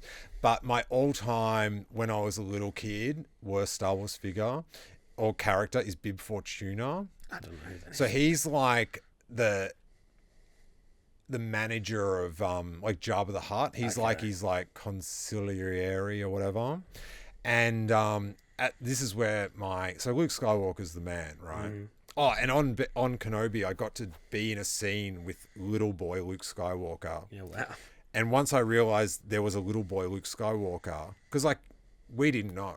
You don't know, like, because you don't see the script. Yeah, but he's with his uncle, and he's got the same, and he's in, and I like on set like started.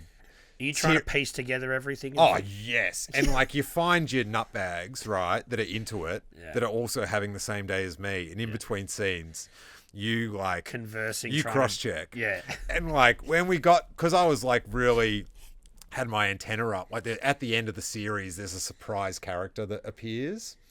And all of a sudden, one day on the set, there was this area of the set that they were really strict about no one go in. Like where it was just definite, like they wanted you to walk through other sets to avoid in this one area to go to the and they never want you walking through the sets normally. So I'm like, oh, there's something sweet going on up there. And so we sort of sat down at this one spot where you could get a view under this tarpaulin, and we saw like this, I don't want to spoil it for anyone that hasn't seen it yet, but there's someone that's very famous that appears, and we got to watch all that. It was super, super sick. But yeah, so when I realized Luke Skywalker, like the first hero of my life, like it's not Mark Hamill, but it's like the canon representation. It felt like I was gone.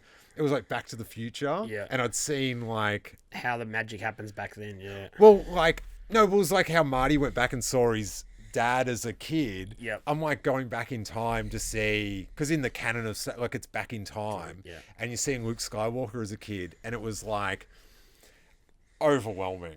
The guy so we're about to start the scene, and I'm like going to this dude, like, because we're set up to start talking, then you walk, you got these set things, you walk and do all this stuff, and because it was extras, no, like stand-ins, and then when they're ready to film, the actors come in, the principal actors. Yeah. And so it's Joel Edgerton and this little kid with the bowl cut and the little Tatooine suit, and I'm just like, young Luke Skywalker's there. Young Luke Skywalker is here. We're on Tatooine. Young Luke Skywalker's here. And the guy's coming to me, are you going to cry? And I'm like, already crying. It was full on. It was so good. Like, oh man, like I'm stoked for you. Yeah. But if you're an idiot about stuff, then like these dumb things, like I got to specify, being an extra on like a show like that, there is like, you are at the bottom of the pile. Yeah. Like it's like super exciting, but in reality, like you like, it's like sometimes you have to eat separately. Yeah, like a second class citizen. Yeah. But it's like, I'm just like, yeah, but you pay me all day to work on my computer. This is awesome. And to meet your sort of semi-idols. Yeah, I've seen some wacky celebrity arguments and stuff. Do they make you sign disclosure agreements and that sort of thing? I think as because you go through an agency, and I think I did with that. Yeah. I'm sure, I guarantee I did. Yeah. But yeah, it's pretty. It's the ultimate LA experience. Yes, because you get to see, and just the whole, to meet all the characters and stuff that work, the lighting and like all the heart, like they've just worked in Hollywood, like, but they're just like working class Hollywood workers sort of thing. They're just Yeah, it's really fun. Do you want to stay there for good, or will you come back to Melbourne? Oh full-time? no, I've got to, I got to come back. You got to come back. Yeah, because I'm back every couple months anyway. Yeah, but it's sort of like, yeah, just want to be done sort of thing, and tick that off the list. Yeah, because once you're gone, that you can't move back. No. Do you know what I mean? Like moving countries is not. It's not good. Like it's especially with a young kid. Yeah. Oh, just like he's actually like so malleable because he's, we go back and forth all the time. I didn't get on a plane until I was 23. Yeah, right. He's onto his second passport. We might have to wrap it up. We've been talking for 2.5 hours. Oh, I told you. I know, we just do. But that's good. It's been a good chat. Do you want to shout out anything you want to say? shorestore.com.au. People can buy stuff online and in the store. No .au, everyone. Just shorestore.com. Yeah. TheShoreStore.com. TheShoreStore.com. And you do always have some good sales on as well, man. Like with a lot of the last pairs and that sort of thing. I remember you guys especially around Boxing Day and all that sort of stuff. But I like, if like you're into that sort of stuff, like I put like so much. My belief is if you make the shop an experience, because shops now, like, they're so, you go to every mall, they're all like, it's all the same. It's the same shoes. It's like, it's just like, oh, they've got their, Hype DC or their whatever, and they're all the same because that's just like the marketing. So I wanted to, when I had the chance to move the shop, and like, it was sort of like all, like, I just had to do every possible thing to make the shop an experience. And so I just wanted to, like, make it like one of those sick 90s shops, like, Melbourne Surf or the old collectible shops and stuff where, there'd be stuff that you'd know was there. Do you know what I mean? But you couldn't buy. Yeah, but there'd just be stuff that, like, you go in and just looking around the shop was like, you had fun. Yeah. Like, it made you feel happy. It made you, like, remember stuff. And, because I always like the shops, because I'm like a shop. If I travel, it's like, where's the skate shop? Like, I've got to check it out. Remember Minotaur back in the day in the city? That was cool. Dude, are you for real? Yeah. Do I remember Minotaur? Yeah. Man, I used to buy like Star Wars magazines and then get a classic half at Red Rooster that used to be next door and make sure I didn't get the chicken marks on the new Star Wars magazines and stuff. And that was an experience, that place, for sure. Like, yeah, that was like in the 90s, do you know what I mean? Like, there was like, the internet's the best, but it like, it took away that, you go into the city and you go to Missing Link, you go to a Go-Go, you go to whatever skate shop was open at the time, whether it was like, whatever your era was, Substance or PSC or Snake Pit, Melbourne Surf, and then you go to like the collectible shop. You sort of had a circle. Yep. And I don't know, I found it, like, to me, because I didn't live in the city, like I didn't live on a train line, and I was like, people that lived on train lines, I was like, oh, go wherever you want. Yeah. $2. Like, you can go wherever you want all day. Like, because when you had the old tickets, all the scratchies you didn't have to scratch. That was a good one. But yeah, so I just put like, not so much like the product, like I think the product is like good, it's what I like, sort of thing. But I think, like, even if you're not like you're not in the market to buy stuff, like, just like, if you're into this podcast, like I think you'll have a good time. Like, just going into the shop. And it's been here.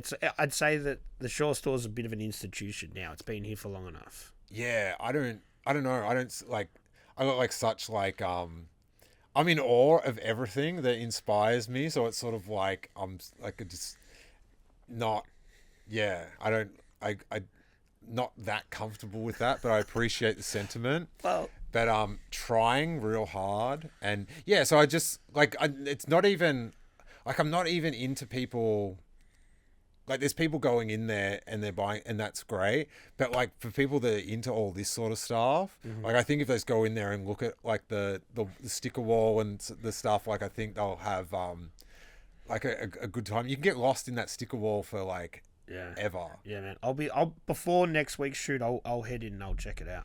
Dude, I'm gonna be there all week, so I'm gonna. Yeah, Monday next week. I have my eyes out for you. All right, cool. All right, thanks, Steele, for coming, man. I appreciate it, and I wish you all the best. I'll see you at the Shore store. Cheers. 3,000.